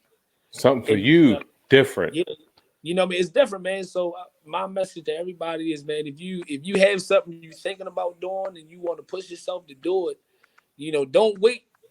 Don't wait for people to help you do it. And don't expect people to support you doing it either. You know what I mean? Yeah, that's a fact. But yeah, man, it's it just take work. It take work, man. You put in the work and you keep a positive mindset. And if you know you put 100% in, I guarantee you will never disappoint. And the crazy thing I be thinking about, like if you think about some great players like Kobe, somebody who put in the work. I always thought to myself, why is it that always the best players, even as I grew up, I always felt, even for myself, when I felt like at a certain point in time, I did feel at a point in time ago, I do feel very highly of this. There was a year or 2 or 2.5 years where there wasn't a guard that I really felt can match up with me top to bottom, offensive, defensively, sharing the ball. I felt like I was very well versed in all of those aspects.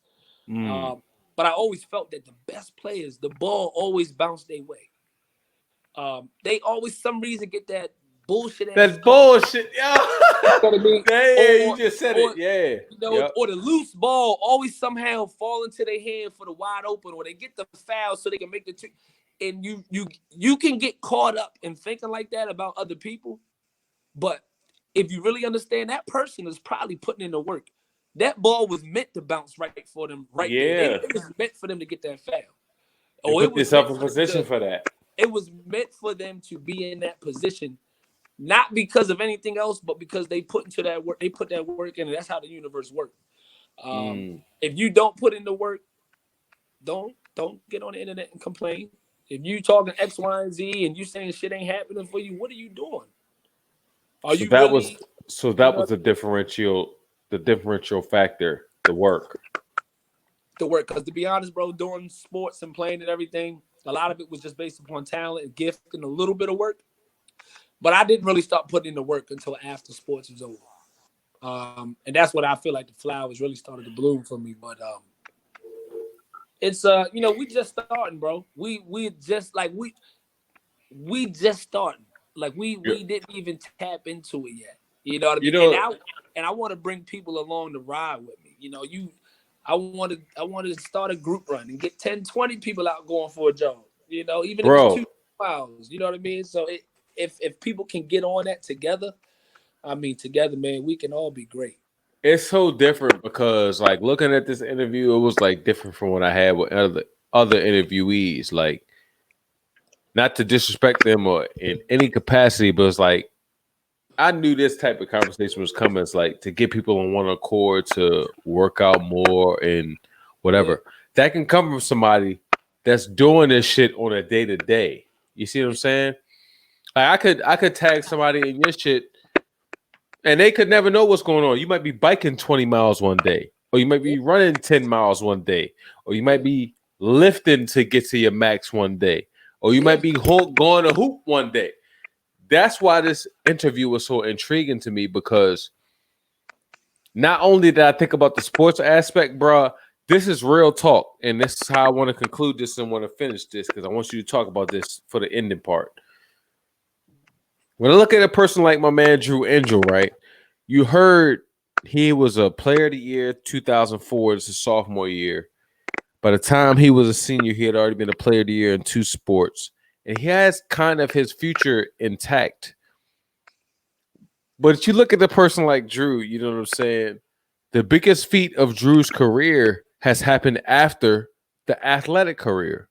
Mm-hmm. And in these days, man, I would much more want to be this Drew than the athlete Drew. Because now it's like right at this point, you all locked in, man. You strictly business.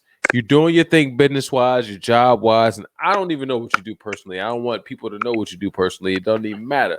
What you say, statute of limitations. So, yeah, it's limitations. All of that. Privacy. So, I look at it as a situation like I know your growth as a person, as a man, as an individual. Like, I can see you as a basketball player, look up to you all day. But me looking at you now, what you're doing now as a person on an individual basis and being in a legitimate career and not being in the mix of doing nothing bad, that shit means more to me than anything. Yeah. You know what I'm saying? That's why I wanted you to get it on the interview, because you made the transition from being that nigga. Yeah. Before you was that nigga, you was that soccer player. Yeah. So you've touched all avenues. You've touched the generic brand, you've touched the hood brand, and you've touched the corporate brand at this point. Yeah. And the main thing I want you to get across, which wants to be the concluding point, is what is something that you learned from being an athlete at the prominent position, being an athlete coming up under a prominent father who was a great athlete, a sister who was a great athlete, and now you're a great business person, bro. Like you're a person that you use the sport. You didn't let let the sport use you. So what is something that you can look back on and something that you can give to the people for the future that you learned from all of that Yeah. to get to where you've been at now? Yeah, man. You really gotta. I mean, the one thing that's most valuable to all of us, bro, is what? Time. Time. That motherfreaking time. Time. Sorry, mama. I'm sorry, mama.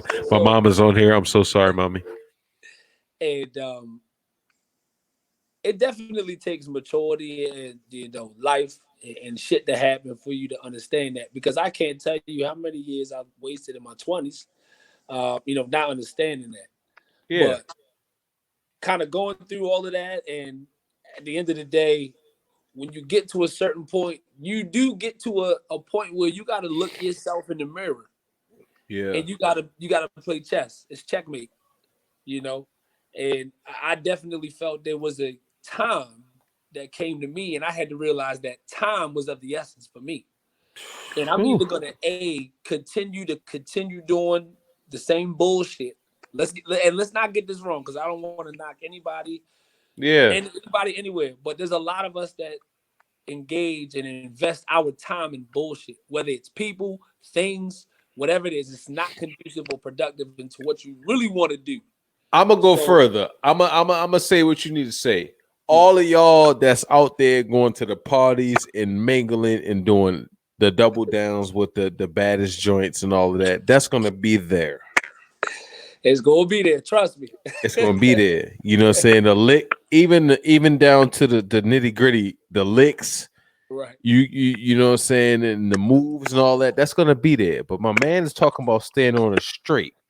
Yeah. So yeah, man. It's going like through I said that, earlier, going through those things. Go through those things. You put in the work, and it's a little bit of luck.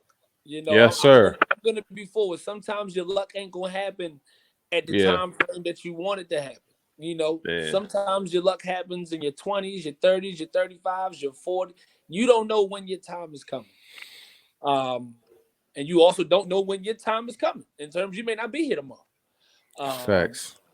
So my just message I would say that I leave to people, and that I I always try to make sure I keep at the front of my mind, is that every day that I wake up, I just don't take it for granted. I don't care if I'm waking up to go to work.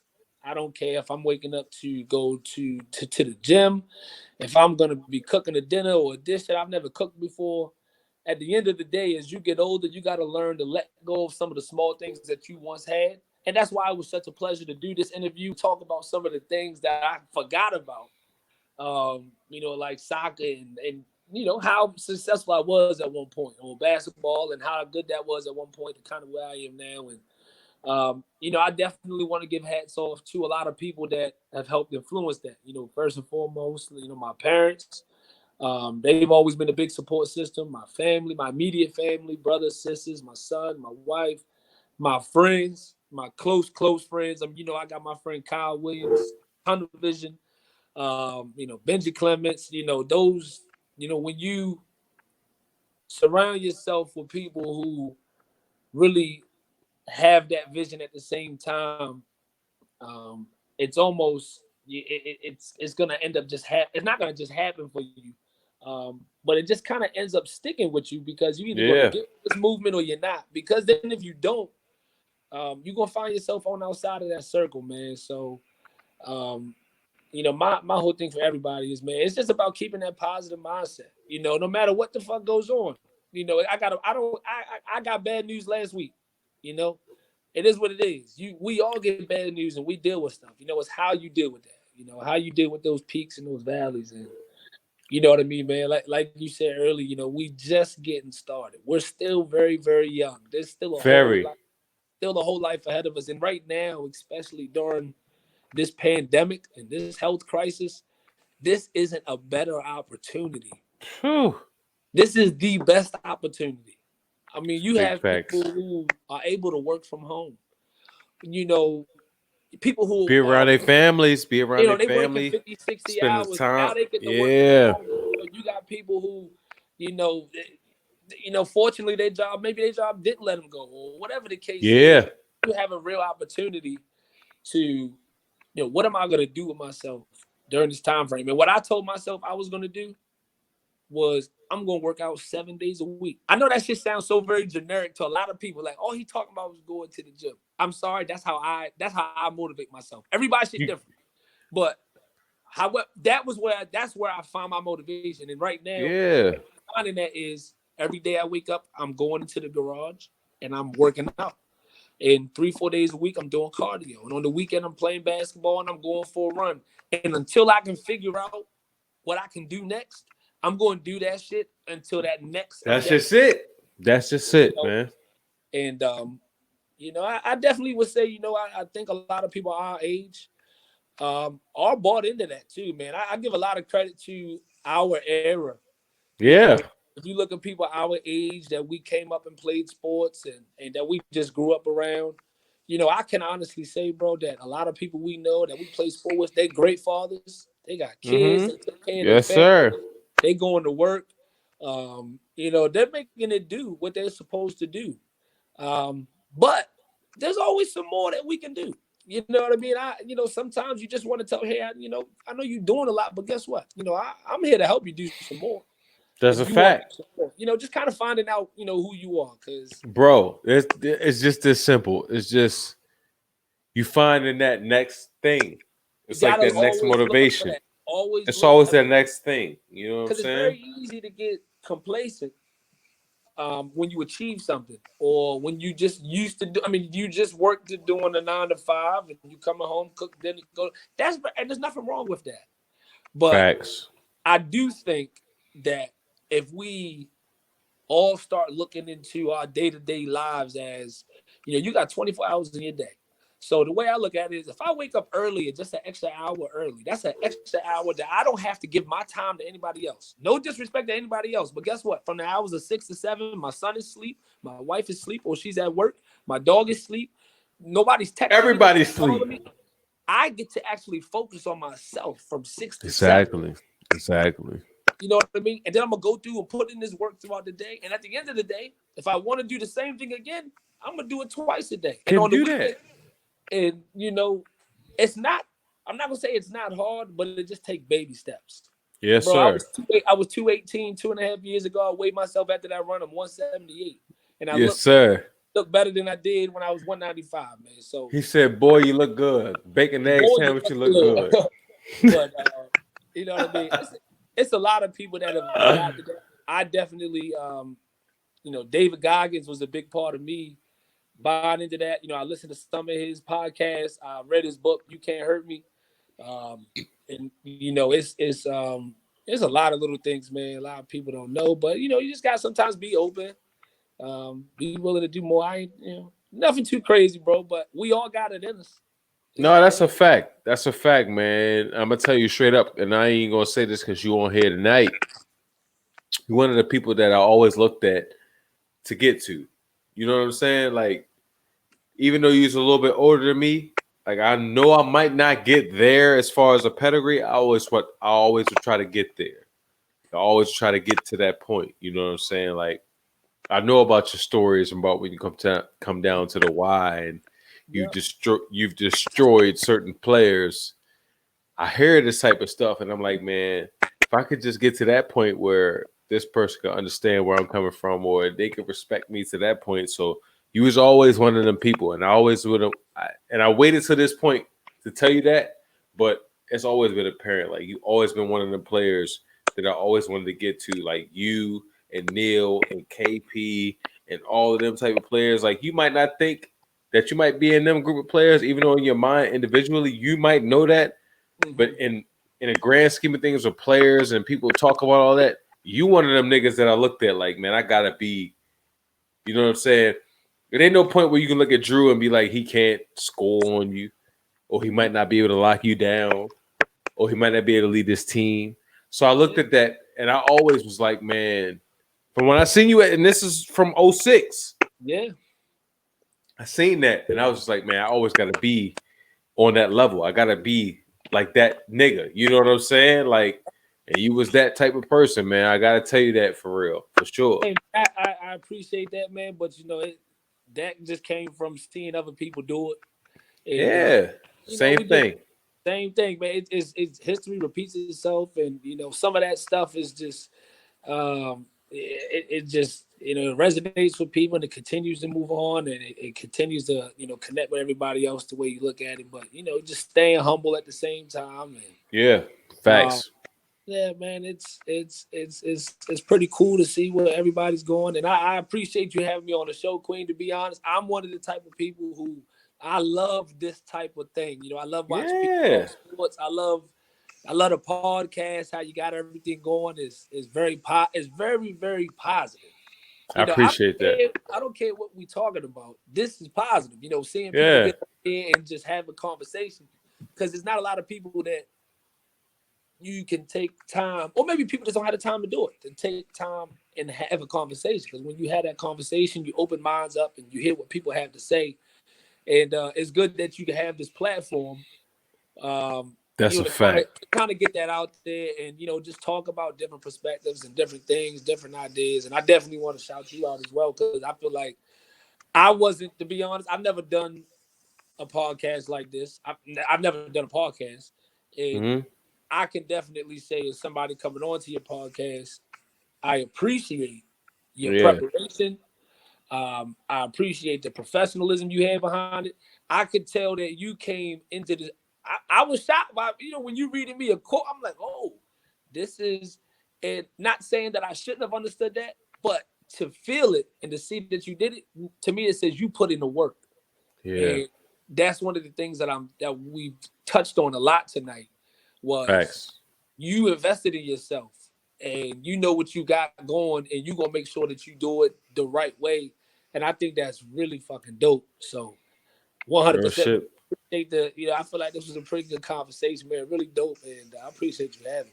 Man, we're gonna get into so much more once this COVID shit break out, man. We're gonna get into so much more, but you know what I mean? To end this real quick, it's 11. What time is it? It's 11:15. We gotta have 15 more minutes. Yep. So I'm gonna have you answer a couple specific questions, right? Yeah. So the latest topic right now is The Last Dance. Okay. Good time. What was your thoughts on The Last Dance? So did it change anything as far as your greatest of all time? Was Mike always your greatest of all time? Mike is the greatest. Greatest. Hands down. And I love LeBron. What's crazy? I didn't. Is he second to you? It depends what we're talking about. No, being a historian of the game and knowing how I know you, is LeBron the second best player of all time, or is it Kareem? I see. We could go into the Kareem and the Wilts and the Bill Russells, and we can, and I try to stay away from including those guys, because if we're talking all time, or if we're talking of the time that I was able to witness. All time. You gotta. I have two different conversations with people that I know that don't have knowledge of the game. Yeah. We have knowledge and conversations as far as they've been alive, but somebody that knows knowledge of the game. Yeah. Where does LeBron sit, and where does Kobe sit? For me personally, and this has actually changed for me probably year after year over the last 5 years. Right. I'm gonna put LeBron at 3. At 3, behind first and second, who? Jordan and Kobe. Jordan and Kobe. I'm gonna put Kobe in there, man. And I know nothing wrong with that. What's crazy? 6 years ago, you asked me for Kobe. I may not have put him in the top 7. That's fine. You know what I mean? But when I watched Kobe from the ages of 22, I had a whole new appreciation. I hated Kobe growing up, because my boy Kyle, he didn't allow me to like him. Like my brother. But when I got older, and I just started to kind of tap into my own, competitive self, and you start looking at the little things. You start to appreciate, and then you see man. You saw him as somebody off the court and as a family man, and nothing away from Bron. Bron is number one in that. I mean, if you look at off the court, he doesn't have a blemish on off the court. Oh, none. He doesn't have a blemish, but keep it on the court. Keeping it on the court. Keeping it on the court. if you're asking me, Drew, who are you taking top 3? If you could pick them, I'm taking Jordan 1. It's not even close. Not even close. No, it's not even close. I hear all of the stories about Kobe and how Kobe Before the documentary. Before you hear about a lot of stuff about how Kobe was with his right before the documentary with his teammates. But when I watched that Last Dance, that was different, man. Jordan was, he was truly the ideal competitor, and it was all about basketball. Like, you have to respect. Yeah, he kept it basketball. Even though when he talked about how he didn't get involved to the politician from North Carolina, the black guy that wanted him to stand by, he's like, hey, I don't know this guy, and I understand why that can have a big impact. Yeah, but if we're talking basketball, he kept made it basketball that decision because of basketball. That's all he did. He kept it basketball, bro. And not only did he make the decision because of basketball, he continued to win more and more and more. So with that being said, I think Jordan hands down is the greatest athlete of all time. And then Kobe, Kobe was ridiculous. Now, when I look back at Kobe, man, and you see number 8 Kobe and number 24 Kobe, and Kobe last game, he had 50-something points, 58 points. And even though he shot 54 shots, he went 50% from the field. So if we're going to talk numbers, let's talk the percentages. So that's the greatest walk-off that we've ever seen. Man, you know what? Have you ever seen a better last game? That's the greatest walk-off only because Jordan came back to the Wizards. Oh, yeah, true. See, that one is Jordan's last game. That's the only That's the only reason. Facts. That's the greatest walk-off because he had 60 on his walk-off, but Jordan's last shot was fucking ridiculous. Right. So, but at the end of the day, you're right. But to speak to your point, Jordan he's not even in this conversation. He's not even in it. You know what's so crazy? I'll take him out all that. You feel me? I don't even. It's crazy. But Jordan has so many game winners. Man. Right? Like the way Michael Jordan did the thing, like Jordan had a game 5, had a game 4 game winner. He was ridiculous, man. Yeah, Jordan, man. It was different. It was very different. And I always say this. He really, he make me just look back. I was like, damn, I didn't even take basketball serious. Man, that's how you take it serious. Yeah, he was life or death. Right. He was life or death. It was life or death, and it was life or death for somebody who was the best.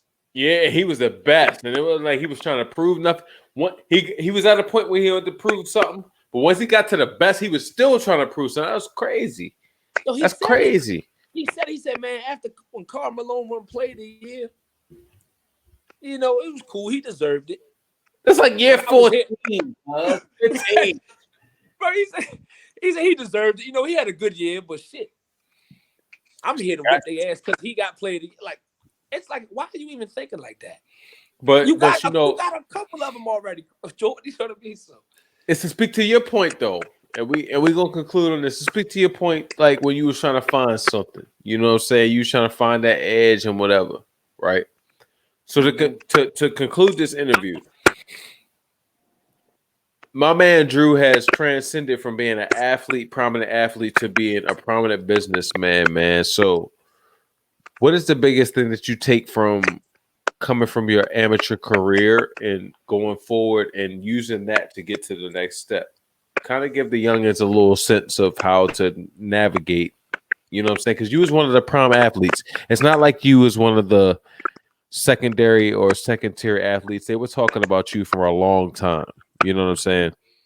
So kind of talk about how you made that transition from being a top athlete in high school, going to college and taking a back seat, and still taking advantage of the sport to be in a business realm and be an established businessman as you are now. Yeah, I would say it's a great question. Someone coming from playing sports, we played sports our whole lives because we wanted to win. I mean, we love the game, but we are competitors and we want to win. And first and foremost, if you're a young athlete right now, when you're in high school or you in college or you just out of college and you trying to figure it out, let's be real with yourself. Be real. Number one. Be 100, and you got to be real with yourself, because you can get lost in because of people saying you this and you doing that. Your friends won't be real with you, but they don't even know that they're not being real with you because they're not real with themselves. They love you. They love you. They love they're you. They're going to tell you you the best. Sometimes that'll hurt you. You know, when I was 23, 24, 25, 26, every time I see somebody, hey, man, what's up? You still hooping? Yeah. I really want to say, nah, that's passe. Do other things. You know what I mean? So I would just say, one of the things that you want to take from that is, you said earlier, don't let the game use you. Use the game. Use the game. And there's a lot of things that we can take from playing on the team. I mean, we meet people from all over the world. I had 2 teammates from Serbia. I had a teammate from Turkey. You got coaches from wherever, assistant coaches. You learn how to communicate with so many people. And in anything that you do after sports is all about communication. And being able to work with other people. And the business spectrum. Yeah, that's 100%. And, for me, I would just say my biggest thing for somebody is, don't let a sport, a person, your family, a job, don't let anything use you. You use what you can from that and build on it and be conscious of what you're doing. So, and when I say be conscious of it, if I'm working here and I'm looking to get better and I'm looking to improve and to move on to bigger and better things, after you've been there for a year or two, start putting your resume out to other companies and start looking at the interviews elsewhere. And if they do look to hire you on, maybe look to negotiate your pay. You got certain things on your resume where that can be negotiated. It's just never settle, man. I'm never looking to settle. Nobody should look to settle, man. And I mean, there's so many things I feel like I could go into and just try not to go into a parking lot. For sure. But, for sure. You know what I mean? But, never settle. If you're an athlete, use the game to your benefit. You have all of the tools. You in the school, tell those teachers, those professors, help you out with getting ready for jobs. What is that? If a coach is interviewing you or asking you to come, hey, coach, what are you doing for your players that don't go pro? Nothing probably is the answer.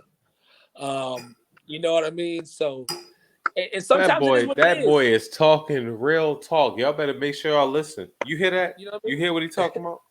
And sometimes it is what it is. Like that may be and the thing is about that player, that may be his only option. Hey, look, I hear what you're saying, Drew, but that coach is my only scholarship, and he don't got shit for nobody after they hoop. Okay, so now let's make something out of what you gonna do now then, man. So, it's. It's different strokes for different folks. Some people, have the support system behind them, and maybe it was a little bit easier for me to kind of have that backbone and that drive. But if you have somebody that you can reach out to, or if you know somebody that knows somebody, it's just really exhausting all your resources, man. Name of the game is the resources. It sounds like that, yeah. Yeah, man, it's a lot of that, man. But I would just say, keep positive. Never let the game use you. Because at the end of the day, bro, the one thing we touched on earlier is that when you play college sports, we all know how it feels to play a sport your whole life and then for that lifeline to get pulled.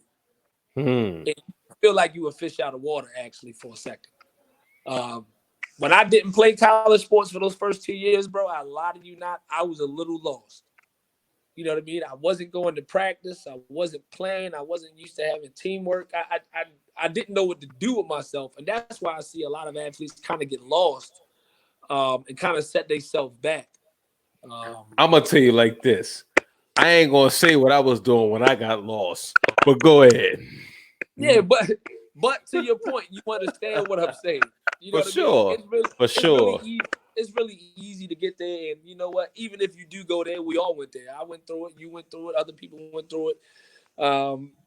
It doesn't matter because it doesn't matter how far back you set yourself. It don't matter 100%, bro. I lie to you not, man. A couple years ago, bro, like real live, I'm going to work with $9 in my bank account, filling up my tank with $8, No. I'm sorry. Spending $8 on lunch, and I knew back then if you had $1 in your bank account, you could fill up your tank, and You could can let it fill go up the negative. whole thing. You can let it go You can negative, blast and the whole tank. we'll because get that you on the pay next next one.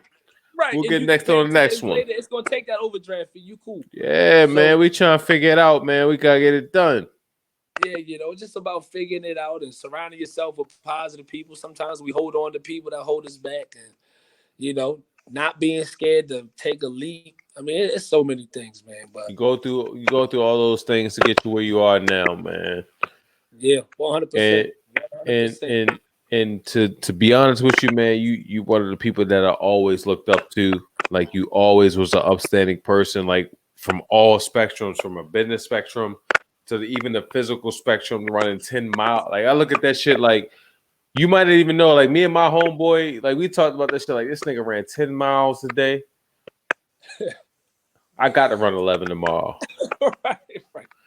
Because if I see him, you know what I'm saying, he'd have ran 10 or whatever. You know what I'm saying? Just something like that. That's little motivational factors like that, man. You know what I'm saying? Queen, just to touch on that real quick. It's funny that we talk. So my actual manager, my boss, he's actually a big part of my success in my company. He's actually an athletic guy too. So it's funny. I was talking about running 10 miles, and he was like, "Drew, I'm going to run 10 miles with you. Not with me, but he's going to run them too. We both going to track it on our phones and post it." I said, "Cool." So he texted me. I told you that morning I was not in the mood to run. He texted me at 6 a.m. And he's, bro, I wish I could read. If I read the text, I don't want to leave off the screen. He sent me a text. It was along the lines of, "You can either wake up this morning and be great and make something happen," something along the lines. And I'm like, all right, shit, let me get the fuck up. Because I know I work a lot. So you playing with me. So you playing with me, but he really not. He really trying to play. But he not. He don't know, but he playing with you. He playing with me. Right. Let me tell you, bro. As I'm finishing my run in my 9th mile, I get a text message. And I'm struggling at this point. Like I'm mentally weak at this point. Like I'm mentally weak. You tapped out. Dying. And I get a text, and it's his screenshot. And he finished his 10 miles, and he said, and his mile time was like a mile. It was 1 hour and 43 minutes and like 45 seconds. And he was like, "Drew, I just finished." He was like, "I know you running." He said, "Don't quit on your 9th mile." Bro, when I tell you that was the realest shit I ever fucking heard, and I'm taking that shit to work tomorrow. I'm taking that. When I tell hey, look, don't quit on your 9th mile. What you mean? Don't quit on your 9th mile. We trying to get the 10. Mile. We're trying to get the 10. And when he sent me that text, I was probably going to take another 15 minutes to finish my 10th mile. Mm-hmm. But when he sent me that text, he finished his 10th mile at 1:43 and whatever. I was at like 1:36. I'm like, fuck, I gotta beat his time. Like the only thing I saw when you sent me that was your time and that you done. And then I texted him back, said, "I'm about to beat your time." And I was straight up. Yo, and he wrote back laughing because he wasn't even trying to compete. He was just trying to help me more. And I'm like, just throwing it out there. Yep. And I said, "Here, just throwing it out there. I'm about to beat your time." And when I finished it, ended up beating his time by like 30 seconds. And he ended up, he texted me afterwards. He was like, "Man, I'm mad that you beat me." I said, "I'm gonna be honest, you shouldn't have showed me your time." To be honest with you, yeah. you shouldn't have showed me. But facts. To that point, man, don't quit in your 9th mile, man. That's a fact, man. I'm glad you gave us that little acronym on the back end for real. Don't quit on your 9th mile, man. You know what I'm saying? Have a man Drew on here tonight, man. He kind of gave us a bit of the backstory and what he came through and what he went through to be one of the prominent athletes in Anne Arundel County history, because he is one of the best Anne Arundel County athletes, not just basketball players, not just soccer players, but athletes total in Anne Arundel County history. And I want to make sure everybody knows that. You know what I'm saying? My man. I really appreciate you coming through tonight, man, and giving people the insight and kind of giving people the, you know what I'm saying, the difference between the two of what you're going through for basketball and soccer, because like I said, it's culturally different. Yeah. So going forward, people that's going forward and looking at this, man, what's one thing that you want to leave with them before we get out of here? Yeah, man, just, first and foremost, Queen, I appreciate you having me on here again. you definitely you a perfectionist of your craft. I appreciate it. Just so Appreciate you. everybody knows, the gift is definitely free. It's been free Boy, you all look night. good. Boy, you look good. It's definitely free. And Yes, sir. everybody, let's, as of right now, let's just look at what we're dealing with. We going through this pandemic. I'm gonna just keep things relevant. And right now is a very unique time for all of us. I would say, personally, as family men, individually, at work, wherever we at, uh, let's figure out how can we come out better from this. I think with all of us putting our brains together, even if it's something small, you know what I mean? It's so much positive to be done, during this pandemic and what we're dealing with. And we left already a ton of messages, in the podcast today, man. But I would say everybody keep pushing, stay positive, PVO, positive vibes only. The Mm-hmm. gift is free. Mm-hmm. Definitely put the work in. Results will happen. Don't get down if they don't happen right away. And time is of the essence, man. You know. That's a fact, man. Everybody that came on here tonight was talking about how you was talking about timing and don't giving up on that ninth mile, man. You can see it in the comments. I can actually post it right now. Don't quit on your ninth mile right here. Don't quit on your ninth mile right here. Great words right here. Don't quit on your ninth mile. So it's like it's a consensus, man. That's something I'm gonna take with me from this interview. And I really, really, really appreciate you coming on here and supporting and doing the interview, man. Like you gave me a lot of credit, but you don't even understand, Drew, bro. You doing more for me than I could ever pay you back for, bro. You know what I'm saying? Hey man, And look, I and look forward to the next time. I know we talked about, maybe figure something else to, definitely speak about. Get some other folks on here. I think that would be real fun. the next And one gonna be real great. The next one gonna be really, really great for sure. definitely let me know. I'm definitely there, 100%. I got you, man. Everybody, man. This is Drew Engel, man. Andrew Engel, two-time All-State Player of the Year. I don't know if you can say that about any of your homeboys, but this my man. He had him on tonight, man. I really appreciate you coming. Really appreciate you coming on tonight, man. I really, really, really appreciate it, man. For sure. Hey Queen, appreciate it, bro. Much love and respect, man. Talk to you soon. Yes, sir. I'll holla at you. Yes, sir. All right. So, ladies and gentlemen, I have my man Drew on tonight, man. This was a wonderful interview, man. You know what I'm saying? And I really, really appreciate Drew for coming on. He's one of the biggest and best athletes from around our area. He's one of the most influential people because he's a good person. You know what I'm saying? And after the basketball in high school and the college, he's made a transition to being one of the best, businessmen around this area. And he's, acclimated to being a person outside of sports. So it's somebody that I really look up to. I ain't gonna lie to you. It's somebody I really look up to, and somebody that's really doing it out here as a person of live society and doing it positively. Because we got a lot of negative examples, but he's one person that's doing it positively that I've always looked at as a person to look up to. So big shout out to Drew, and I really appreciate him coming on tonight, man. And the gift is free. It's always what you about to do to separate yourself, and he has definitely done that. He's a person of his word. He's always been willing to go above and beyond. And like I said, this is a college player, man. We got basketball players on here. This person, he was so great at anything he did because he was so pursuant in it, man. It's just remarkable. And I always will give a big shout out to Drew because me and him been tight always. But man, incredible. I really appreciate him. But y'all be easy tonight. And I really appreciate y'all, man. The gift is free. It's all about what you're going to do to separate yourself, man. And I'll see y'all soon, man. We coming back on Wednesday, every Wednesday live. You know what I'm saying? Make sure y'all come back and holla at us. Me and my man Trey will be on here on Wednesday. All right. Thank you. Appreciate it.